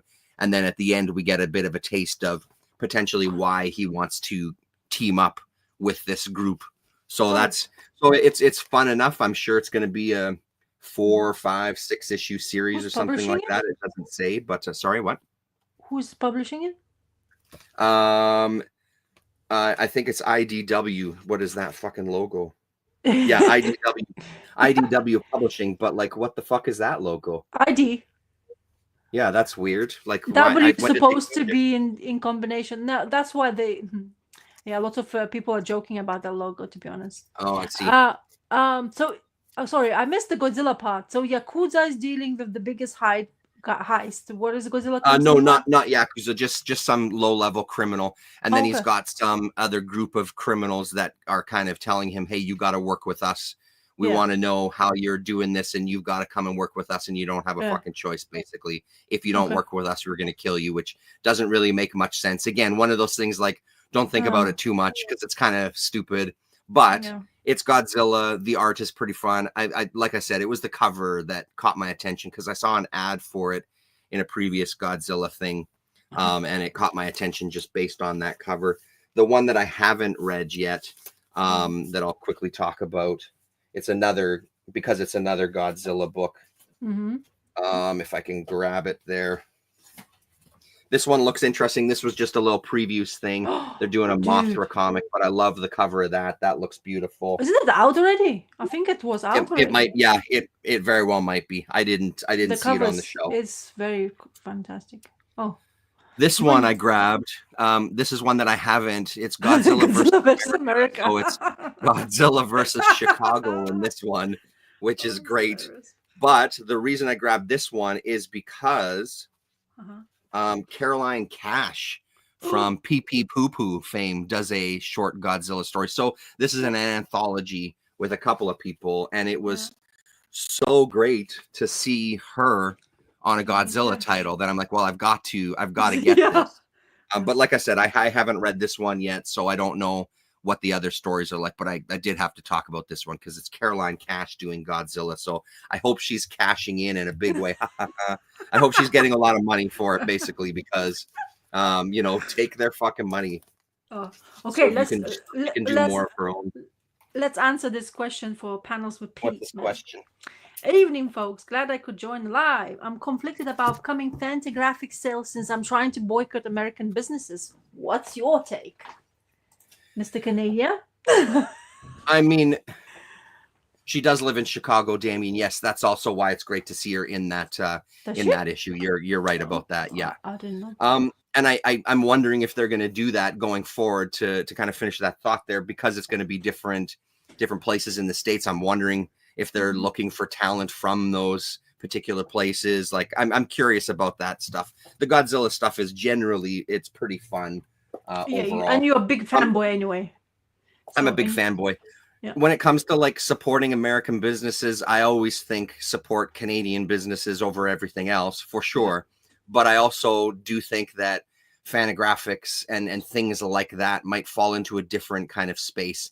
They struggle on a daily basis to keep the fucking lights on, is my understanding. Obviously, they have ebbs and flows throughout their history of where they've really almost kind of crashed and burned versus where maybe they, when they got the Peanuts, the Charles Schultz kind of Peanuts, I don't know what the proper word is, contract, I guess, for lack of a better word. License? I'm sure that put food on their table for quite a long time, so they've got some things that they can make a living at. But honestly, when it comes to supporting them, I feel like a place like Fantagraphics very specifically, to me, lies outside of the whole tariff kind of conversation, because you're supporting a small business that has done a lot of amazing work for comics in general over their history, and I think they're vitally important to the history of comics in general as well too, that I don't see a conflict with supporting them. Now, the issue comes with, are the tariffs going to affect them bringing stuff over the border? And I don't know the answer to that one. So if anything, it might be a cost-effective thing. Yes, they have the sale coming up, but is it actually going to be a cost-effective sale? Like, are you going to get hit with something at the border, bringing it across the border, customs? Are you going to get hit now that the shipping is even more expensive?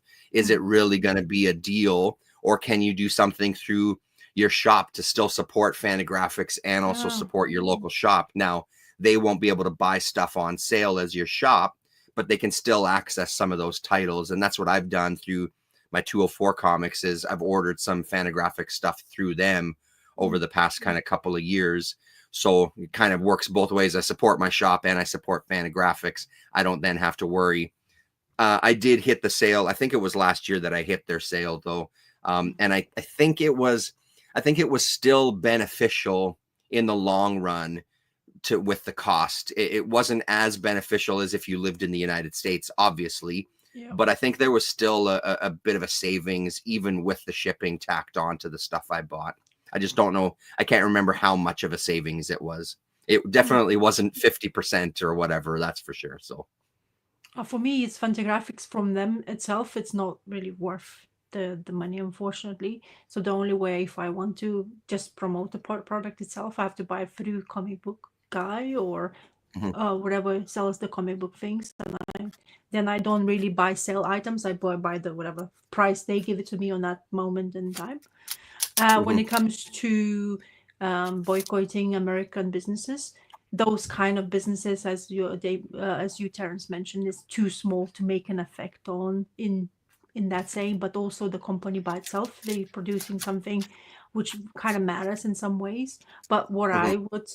I like, maybe I'm not like, I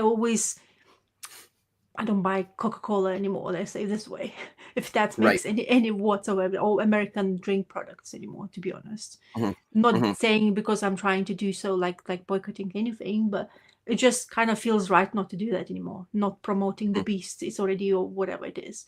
I am feeling kind of sorry for whatever happens for American people inside America, because not only what the tariffs entails, my understanding has brought in a little bit more to understand what actually happens. It's more people inside it that will suffer. Of course, the companies will suffer also because there will be less buying in.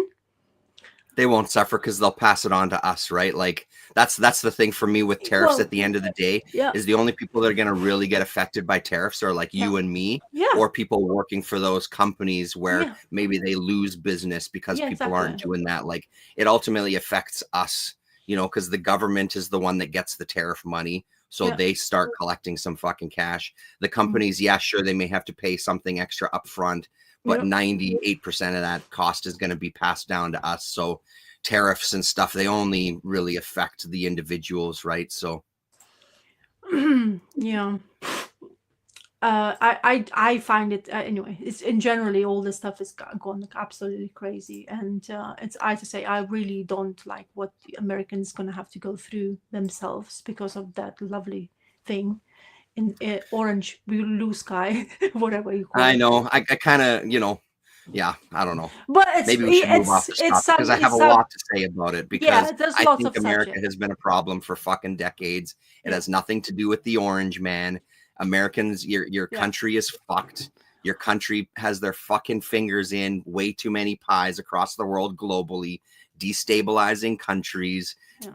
raping them for their fucking resources. So the thing, Mm. it actually pisses me off because it's like this has been a Mm. problem. The country of America has been a problem for fucking decades. Mm. Just because some orange fuck is in charge doesn't mean that it's worse than it has been. He just is introducing this kind of instability. Like he's producing this kind of yeah, I mean, he likes the uncertainty. I think part of it is he maybe sees it as some sort of like negotiating strategy. This instability, introduce instability, people Mhm. then panic, they react, maybe they do things, maybe they bring some business to the States, maybe they don't.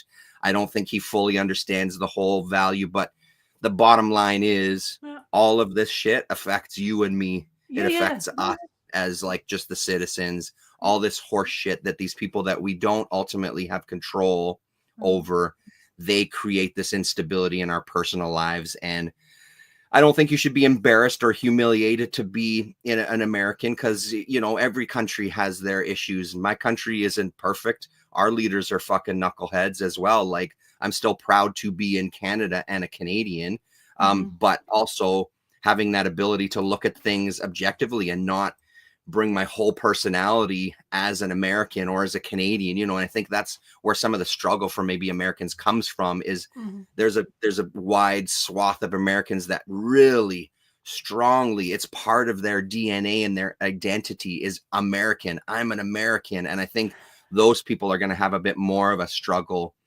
Just like people up here would have a bit more of a struggle if a big part of your personality is Canadian. Like, yes, it's a part of my personality, but it's not a big defining part of my Yeah. personality. You know what I mean? So yeah, Mhm. anyway, that's my rant. I'll stop. It's okay. You can rant. You can Yeah. do. And yes, it's good to have subjects Yeah, like there you that. go. A Halifax, local Halifax shop. That's awesome. So you're in Halifax. That's great. Yeah. Anyway. I would Oh, agree with that as well too, Damien. I think that that's something that maybe has worked for him in the past, right? I mean, that's kind of his persona. He's a fucking reality TV and a wrestling guy. You know what I mean? Like he's used to playing these roles and shit, right? So yeah, yeah. yeah. The Anyway, yeah, it's anyway, it's the people behind him as well what makes it much more viable for him to become what it is. At the end of the day, there's no only one person who is involved. It never will hmm be. It's just a yeah, poster child at the end of the day on blackened everywhere correct. on. So that's not what that we talk about, but it's just generally it's upsetting in generally what everything happens around the world. In you, Yeah, if I even touch what we having here in UK, it's like pff, I could just rant and talk about it all the time, and that's why it's kind of upsetting to even know. And I'm not from this country, but I'm living in this country. Yeah. And that's where it becomes even more mulled around in your head, realizing why I'm here, what I'm doing, why, blah, blah. But then I build a life around in here already. I have family. I'm kind of rooting myself in here to a point where, can I move? I can. But do I go somewhere to where another beast is coming around the corner? It's another type of a story which is kind of difficult to comprehend lately, because that's how we live in this world at the moment. So, but yeah, and we should have been doing it for decades there, Damien, as far as I'm concerned. That's the thing. I'm really glad to see that it's gaining some steam here in Canada, because my personal belief is we should have been doing this for fucking decades, since like, you know, the 80s and 90s, or especially since the 90s, should have been boycotting and looking to bolster our own economy and our own industry. And it's depressing that we haven't. But the last one to quickly talk about, which I didn't have much to say about, was this Women of Marvel called She-Devils. Let's be honest, it was the Peach Momoko cover that caught my attention.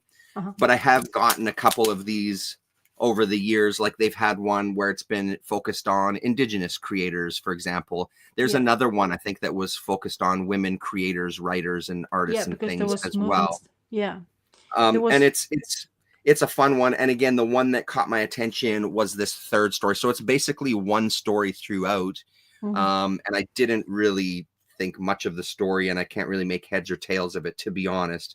But I really like this art. So I'll give you the most important thing is the credits. There's the credits. So basically one story that takes place over 3 different parts, and then you have different writers and artists throughout. So there's the credits there. I mean, I think it was a fun enough book to pick up. But I think, again, that's coming from somebody who doesn't pick up a ton of Marvel. So I'm coming from it from a bit of a different perspective. There's also on the back cover, like, Godzilla is all over the goddamn place. Godzilla versus Hulk #1. Like, come on, give me a break. That's one I will be passing on. Jerry Duggan and Giuseppe Caminelli. So this one I think had the here it is. This is the advertisement that caught my attention, Rasa. Daredevil, Cold Day in Hell. Charles Soule and Steve McNiven. McNiven is good. And that's a great image there. I really like that image. So that'll be one that I probably pull off the shelf and have a flip through at the very least. So, well, you pull through it and see, and then maybe I'm gonna get it. Yeah, I'll see what your opinion is about it. It's easier this way. I mean, if you can. Yeah. It's difficult with #1s though. It's kind of go out so quickly. It's ridiculous. Yeah.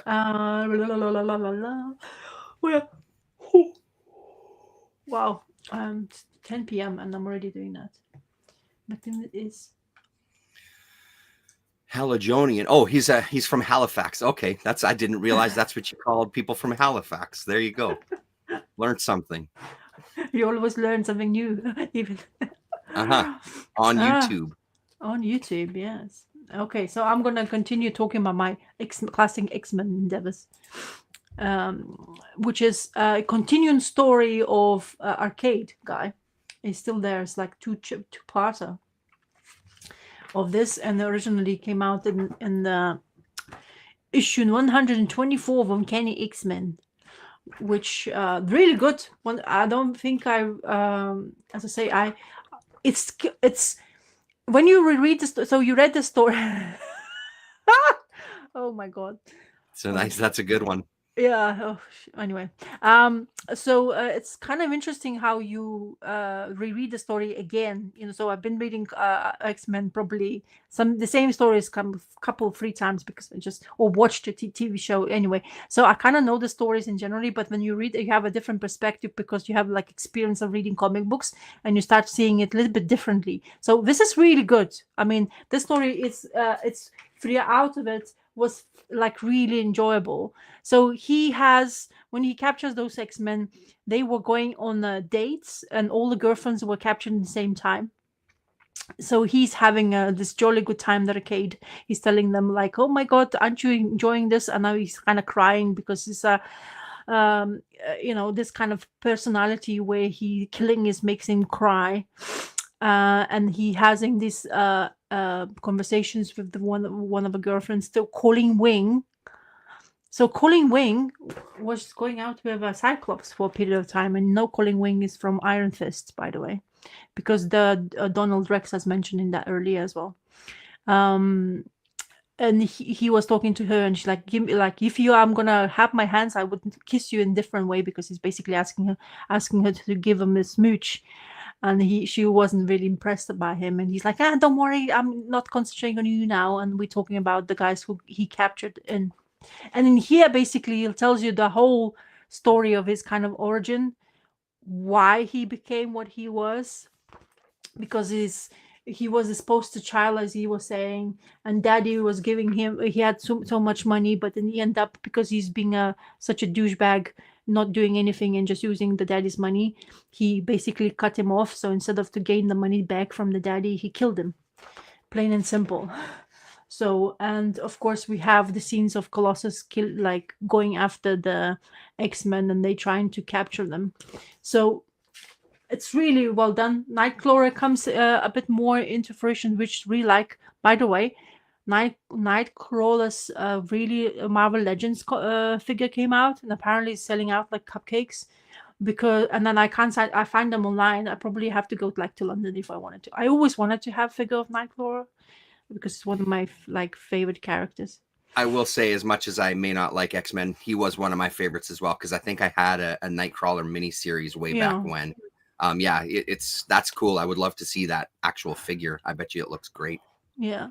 My favorite scenes in comic books, if it's really well done, is the water scenes in that era of X-Men. So John Byrne's water scenes were bloody-tastic. They look like splashes in the water. She's looking like, that's why I have that panel on my it's going to be on the video, because I just like the scene where she's literally like grasping for air because she's been trapped in the water. And then Cyclops is managing to help each other, like kind of X-Men managing to help each other. Also, the Banshee's there, and he's been captured, and he has a problem because he lost the power of his voice. So because he screeches, that's how the power of Banshee was. But then because they previously remind you in each comic book of Marvel, like, where was that scene? Like, it remind you that it was in previous issues of X-Men, they were dealing with some villain where he got this damage. And what I'm trying to say to you about this water scenes, I really like the color choices. I'm glad it's not blue. I'm not sure, maybe it's faded. I wonder if it's originally, I mean, when it was printed out, was it as green as this? But I like when they use green to represent the water, and that's what we're having with. And looking at the Storm's costume, she hell of a looks like a Bond Girls, one of the Bond Girls ghetto, like that swimsuit with a totally. So I guess it was really influential when it comes to this time and things. So yeah, it's really entertaining, full of actions. Of course, they managed to succeed because, and even convince themselves, like convince Colossus to basically stop being such a sissy and hug us, because we are all family and we forgive you for not killing us. Because he basically kind of like takes the by the throat for Cyclops and Storm together, and basically is trying to choke them. And then thankfully, the heart of Cyclops is winning the Rasputin's brain anyway, and all the dynamic between Wolverine and Cyclops is still there, which is absolutely hilarious. Like, he's telling, like, so they basically winning, they get dumped into this Forbidden Land of amusement park. I think is owned by Arcade in generally, and then they have this conversation between two of them, and Wolverine said, "Look, I'm gonna go back, I'm gonna get him, and I'm gonna murder him." And Cyclops like, "Wolverine, think, we are in the wrong place. We don't really know where he is. We just been dumped in the middle of nowhere. We don't know. Just have a sense in your brain." So kind of they bickering between each other is still present in this storyline, which I actually always find it hilarious, because the bitching between two of them, like, they never agree with each other, like Wolverine and Cyclops. I always think I always thought, because I like the way Wolverine was, that Cyclops was a little bit of a wuss in moments, like too good. And Wolverine is like, come on, man, just let me just get those adamantium claws and just punish everyone. And that's why no wonder he was later in his history that he was part of X-Force, which is basically killing machines let loose. And Wolverine was enjoying himself. Finally, he was given the reign to just do bad. Yeah, right. Which is fantastic. And surprise extra story about Arcade's childhood. And to me, what was most surprising, it's written by none other Ann Nocenti. Oh, cool. That's cool. Yeah, and it's really like miserable looking, like proper nightmare. So Arcade, he is the brainchild. Who's doing art on that? John Bolton. Huh, cool. It's the guy who's doing the back covers as well. So he's the one who's doing this extra feature.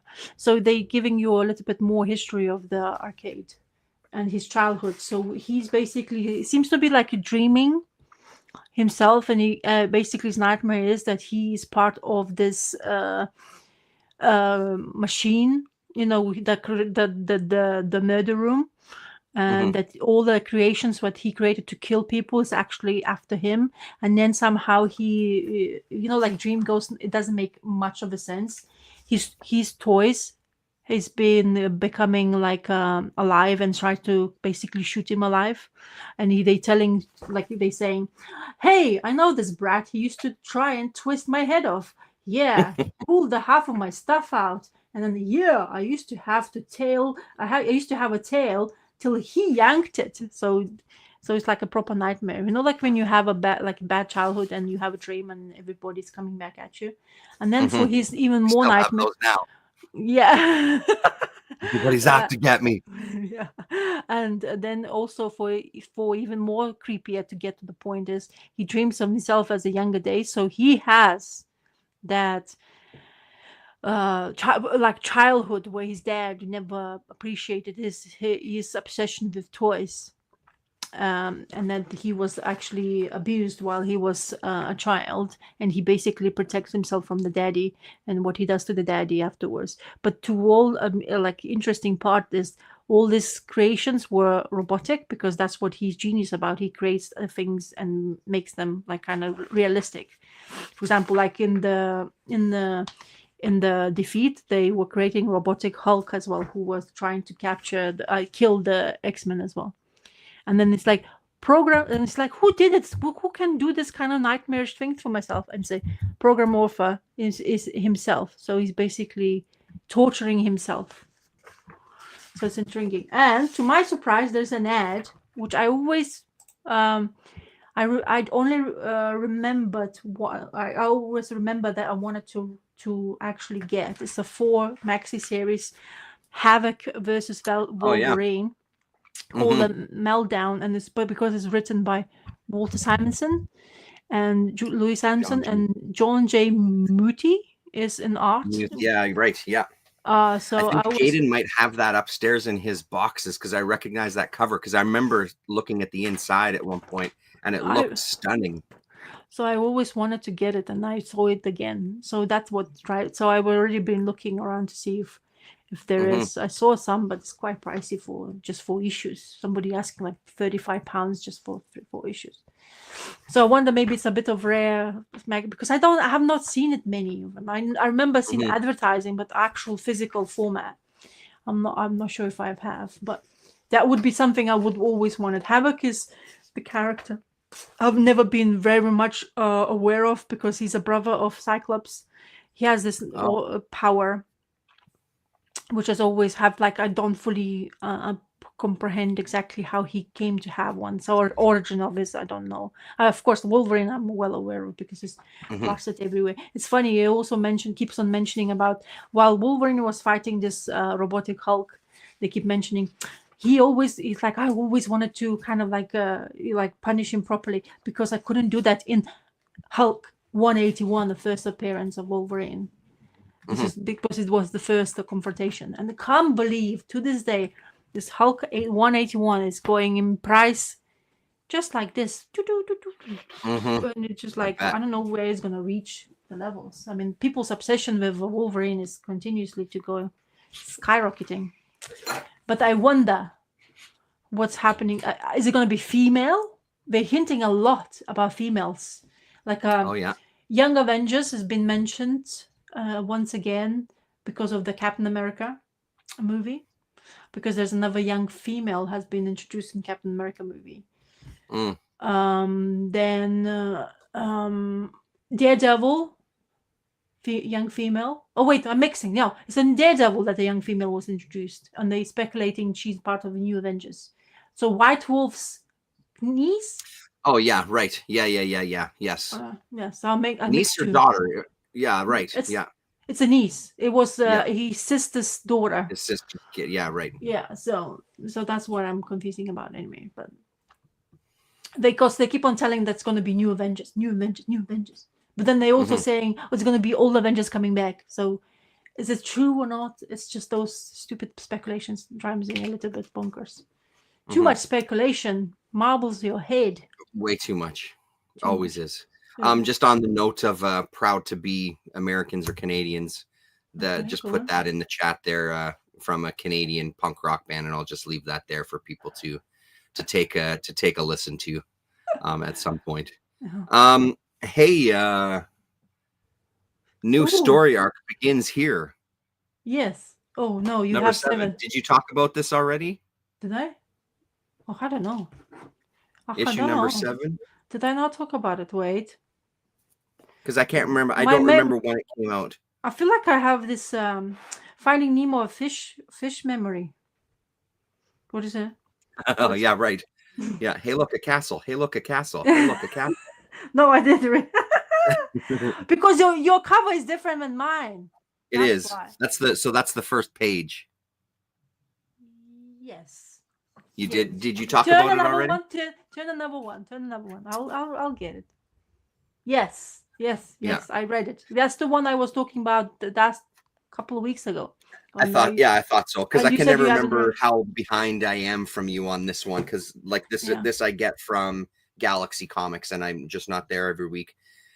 So I mean, I guess I don't have too much to say about it other than, man, oh man, I'm so glad that you talked about these issues again, and I got back on board because yes, man, oh man, it's I really dig it. Like, I dig it a lot. And honestly, I love the artwork. I'm in love with the artwork. I'm clapping because I'm happy.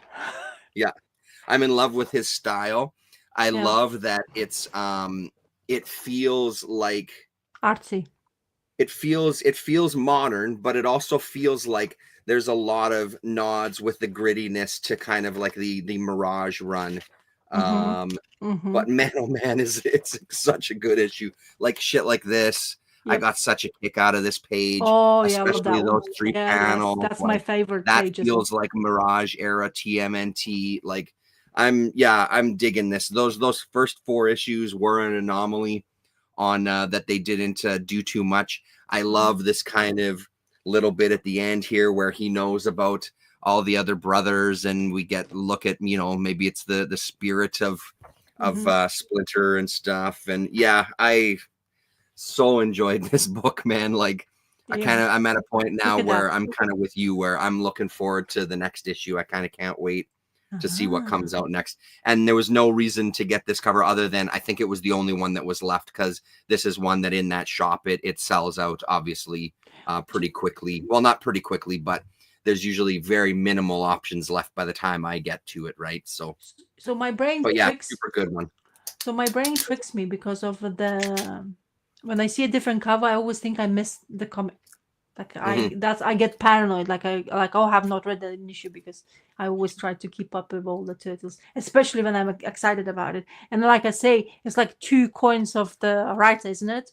The first 4 issues were dumb as whatever. It's like nobody. I mean, it had some moments that I enjoyed. There was like 2 issues that I thought were pretty good. Like, but again, not like as good as what this is turning into. Like this is bringing it up a notch, right? Yeah. So. And it also helps because the artist looks like he does exactly what you expect the Turtle kind of, not expect, but like it has that feel of Turtle. How like Donatello, the way he looks so different from these brothers, it's just so great. Superbly done. And then its personality is like shining. I mean, no, he's crazy. I mean, I'm celebrating the crazy here, but it's just works because you need Is he crazy though? Is he crazy? Well, we don't know yet, isn't it? Yeah, Fully. no, we don't know. Yeah, but he yeah. has, like, you have to be a bit more crazy when it comes to him, because what experience he's had the worst experience of them all. Yeah, for sure. Because he was imprisoned he kind of imprisoned himself no, he was captured. He got captured and he stayed to kind of protect everybody else, you know. He's like, that's the thing, and other ones, they were just doing their own fights. Another one was the superstar, supposedly, like cinema and stuff like that. So all of them were breathing a part of him. He went through because he's still, like being a turtle, he'd never forgotten. He wasn't really still thinking about himself, of the freedom they were giving to each other to do whatever they felt like doing, but he still continued protecting. And because that protection was still there, he basically almost damaged himself to I don't know, maybe he went a bit cuckoo because of, he's damaged. Yeah. Well, no eating and and fighting daily almost to a point, like as a fun. Supposed to, for other people, like to become a tool kind of thing. So it was very intriguing. So it's very different Jason Aaron to what Jason's supposed to write like that, like what we know. Yeah. That's right. That's what it is. But I think it's more jarring for me because we both have praised a lot when he was writing Thorand, remember? And because it was a fucking good run, man. Yeah, and I was looking Unworthy Thor and everything. Yeah, exactly. And we were looking forward to each issue. Now it feels like he's doing it again. Like the Jason Aaron, I kind of expect him of the caliber writer he was doing this now.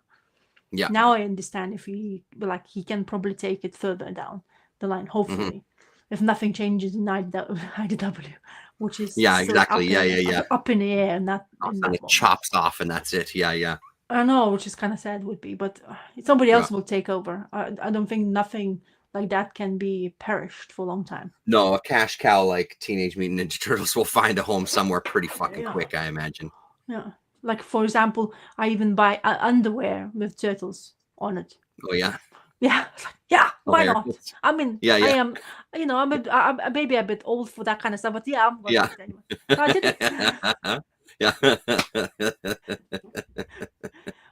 I didn't have it when I was a child. Why don't I have it when I'm exactly. Yeah. God damn it. I'm eating my dessert first and nobody's going to tell me different.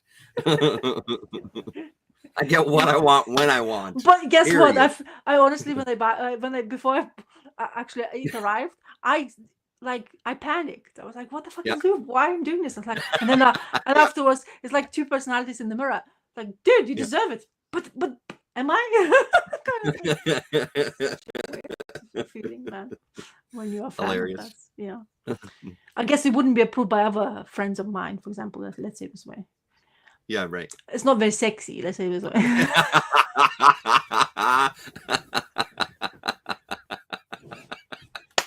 Yeah, I mean, it depends on who your friends are, I guess. Maybe you got some turtle fans in your life that might get a kick out of it. No, not really. I am the only one available. Yeah, right. I mean, hilarious. You should see the people I talk to, like when I talk about the cartoon movies, and they look at me like I'm some dumbass. Yeah, right. Yeah. Because I absolutely love it. Like I was talking to this girl's one of the classmates' mother of my son, and I was like raving about Moana, and she's like, "Really? That much?" Yeah, well, it's good stuff. Like these fucking people that can't just enjoy shit, like I know, right? Just because you're an adult doesn't mean you can no longer enjoy things. Like, fuck me, man. Overanalyze it, like, come on. Yeah, man. Exactly. Yeah. It's like it's fun. Yeah, it's a kids movie. I am aware. I'm still in touch with my child. Yeah. But you see, the thing is, if it's well made, why not be rave about it? I mean, if it makes me, if it gives me excitement, or let's say if it gives me just relaxation, that's what I'm looking. Why do you think I'm watching it, and why I'm recommending to others? Just God forbid you enjoy something with your children. God forbid. Oh yeah, like I am. When my child was starting to watch Bluey. Yeah. The animated series. I do know it. Yeah. From Australia. I was like recommending every single person who has children. It's like you have to watch it. Your child is watching and enjoying it, but you have to watch it because it basically gives you pointers nobody's taught you about. Like uncomfortable conversations, they do that all, and it's so interesting. You know, like the subject of death. Yep. My Rokas is absolutely intrigued by it. Yeah. Because he keeps on, we have like this, because we're in village, like cemeteries is quite close to where we are. Mm-hmm. So we every single time, and it's on the path to go to school. So he always asks. It's like he knows what it is there for. He knows why there's people there, but he just doesn't. It's like, but I don't want to die. It's like everybody doesn't want to die. Yeah, that's right. Yeah. Do you know what I mean? But none of us are like thrilled about the situation. Yeah. Yeah, but it's like like this. I don't want to get old. All that. So already it's only 7. And it's already on in the back of his head. So it's a bit early for him to think that. But that's what they get to talk about in the schools as well. Anyway, so those uncomfortable subjects you sometimes don't want to talk about because it makes you upset, especially for my husband, because his mom died before my son was born. And then, like talking about that becomes a bit more sort of a subject, because when you lose a parent, in circumstances, whatever it is, it's very difficult to tell that to your own child about it. Right. Because that subject will come up more and often than you want, but some way it has to kind of begin and end in the same way. So anyway, do you have anything else to talk about? I have one more. Yeah. Do you? I have I have a Green Lantern course on the tablet, but it's nothing really breaching my excitement. I got this one called Nosebleed from Reptile House Comics. So Reptile House has their anthology book that I've talked about in the past. I don't know how many issues they're up to now, like 12 or something like that. But they've also done kind of extra stuff too, like single issues and offshoots. So not just the anthology. Man, oh man, this is a pretty cool issue. I got to say, like I showed it off briefly in our last stream there. My image looks really crisp or something. I don't know what's going on. I had to turn up the lights here. Boy, oh boy, is this a good story. The art is beautiful in it, but it's a pretty intriguing story. So we start off with these guys just beating the shit out of each other. And there we go, choking him out there until he finally kind of gives in. All of a sudden, he starts not feeling so good, wondering what's going on, until boom, boom, boom, boom, boom. Goddamn head explodes. So that's page 2. So page 2, you're in the shit of the story. And then it kind of unfolds from there. We get more details of who these kids are, how they relate to each other. And it's one of those where I don't want to spoil too much, so I'm not going to show too many pages. I'll probably kind of stop at this point. But it's a really cool little premise. It's a really cool first issue. I think that the second issue is out already, and the third issue is coming, if I remember correctly. This is one that I got from Fantasy Club Books here in town. And the guy his name is Austin. Well, no, I can show you this next page too. The guy's name there is Austin, and he was telling me about issue 2, how, read this one, but definitely make sure you pick up the second issue because it gets even better. So I'm really intrigued by this. Reptile House has done some really great stuff. Their anthology is really solid. It's a good way to kind of, one of the things I love about all this self-published stuff and all these smaller companies is that I don't know. It's a great way to get exposure to new artists that are doing things themselves. Like you were talking about self-publishing and things. These are people that they have their little collectives. They're putting books together. Even the quality of their comics is getting better because this feels better. Like you were saying, put this beside a Marvel comic and tell me which one feels more like a comic. It's going to be this one. Like it's a really sturdy cover. It's really nice paper. It's beautifully produced. They've got this kind of, I don't know if it comes across on video, but it's this kind of shiny purple ink on here and stuff. So it really really makes it pop. Good issue, man. So if anybody can get their hand on this, don't hesitate. Did it cost you $10? It cost me It might have cost me a little bit more than $10, to be honest. But it would have cost me that easily if I would have ordered it myself. So this is the creator there. I forgot. I should make sure he put that up. So Derek Jones is his name. There's the website. He's got Instagram and Twitter and then a Patreon. So you can follow him there and check out his stuff and maybe even get directly from him. But yeah, really solid issue. Cool. I looked at issue 2. It looks like this. Yeah, beauty. I can see it. That's cool. Yeah, I'm gonna have to go back and see him and get my hands on issue 2. But yeah, that's the one downside with some of the self-published stuff is it does cost you, which is why I'm so glad I've got a shop in town that brings the stuff in, because it would cost me way more if I had to put an order out. Because when you put an order out, it's like I'm not just going to order one comic. I'm going to want to order more, especially if they have options, right? So generally, I try to order a few things, which bumps that price up even more, right? So yeah. Cool. I mean, it's nice to see though that I never even hear the names like that, like those publishing houses. So you always, but then you have like many like comic book shops around in where you are living, isn't it? We do, but not stuff that carries this. But I've always, even throughout my life in music and all sorts of things, like I've always mail ordered stuff. Like my entire life I've mail ordered shit. So but yeah, the comic shops around me, they don't carry this kind of stuff, you know. Just This Fantasy Club is that, and that's a newer one. 204 Comics, they'll carry some independent stuff, but even they wouldn't carry something like this because Reptile House isn't in Diamond, you know, and they sort of have to rely on those chains to kind of get their books in. Well, they don't have to rely on it. They do rely on it. It's not a, you know, they do that. So, but I've always been willing to kind of take a chance and order from other companies too, like Wow Comics and, you know, whatever else is in the States that I've ordered, you know, so many of them. Silver Sprocket and Floating Worlds, and like ordering straight from those. And then individuals, I love especially ordering right from the artists themselves. Like that's what I would prefer. The money goes directly into their pockets, and, you know, so. Which just makes it much more for them than anything else. At the end of the day, all the money goes into their pocket, not anybody else's as well. Yeah, that's right. Nobody else needs a cut. Yeah, but those kind of publishing houses, they start from there and then they get bigger, like Silver Sprocket. Also like tiny, but now it's more people will know because they have those writers who becomes more popular. That means the name is out. Yeah, and that's kind of nice to hear.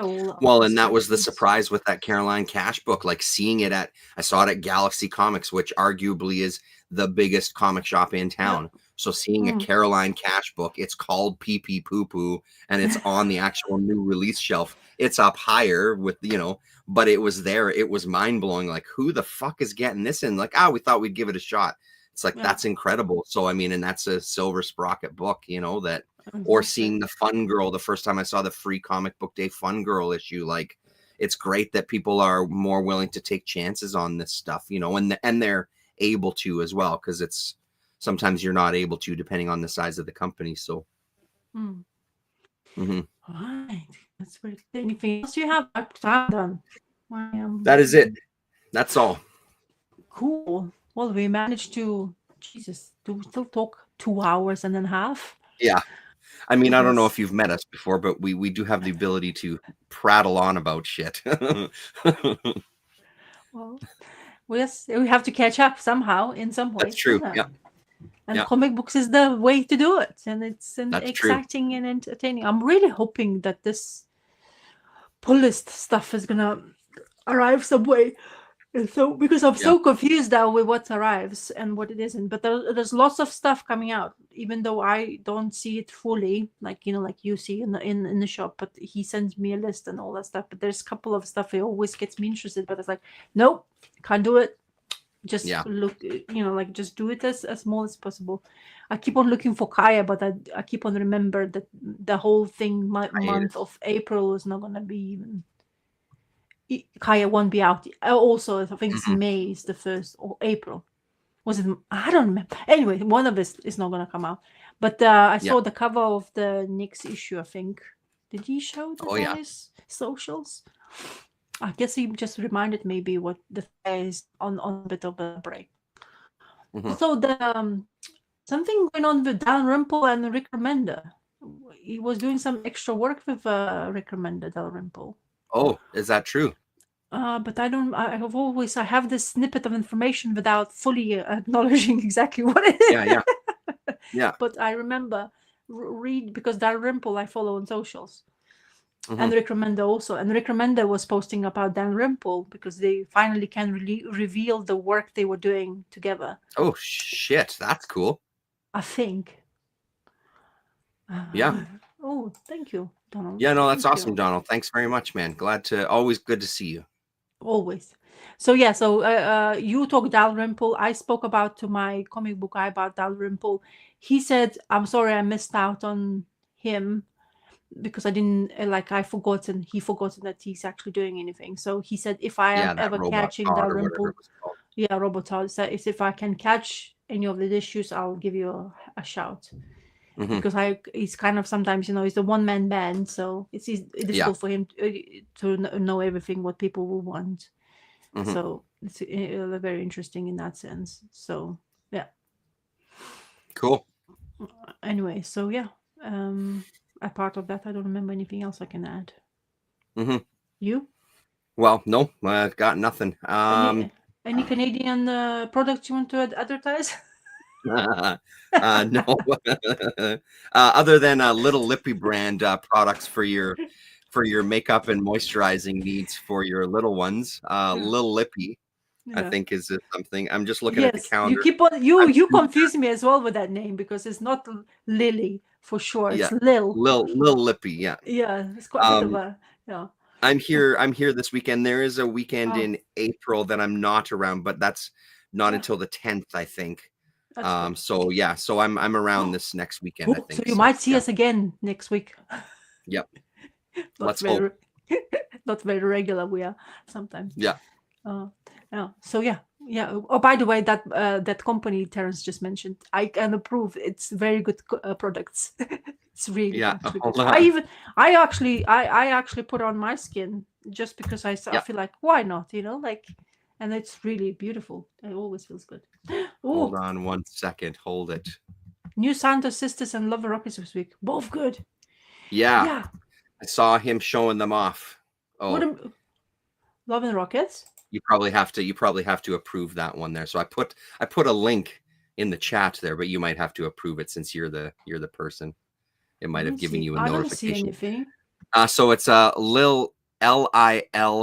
LILLIPPY.com is if you want to check it out. That's my wife's product, actually, is our kind of what we were talking about there. That's my wife's product. Canadian through and through. A natural. Correct. And all Manitoba. It's all from Manitoba as well, too. So yeah. Very good. Anyway.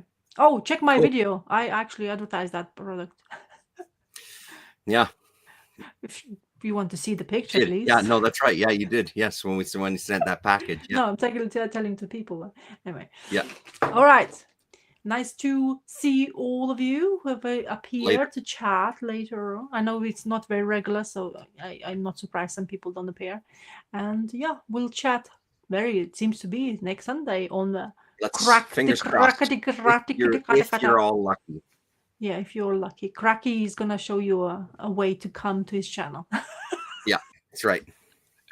Anyway, thank you very much. Later. Enjoy your March, and we'll see you. Cheerio.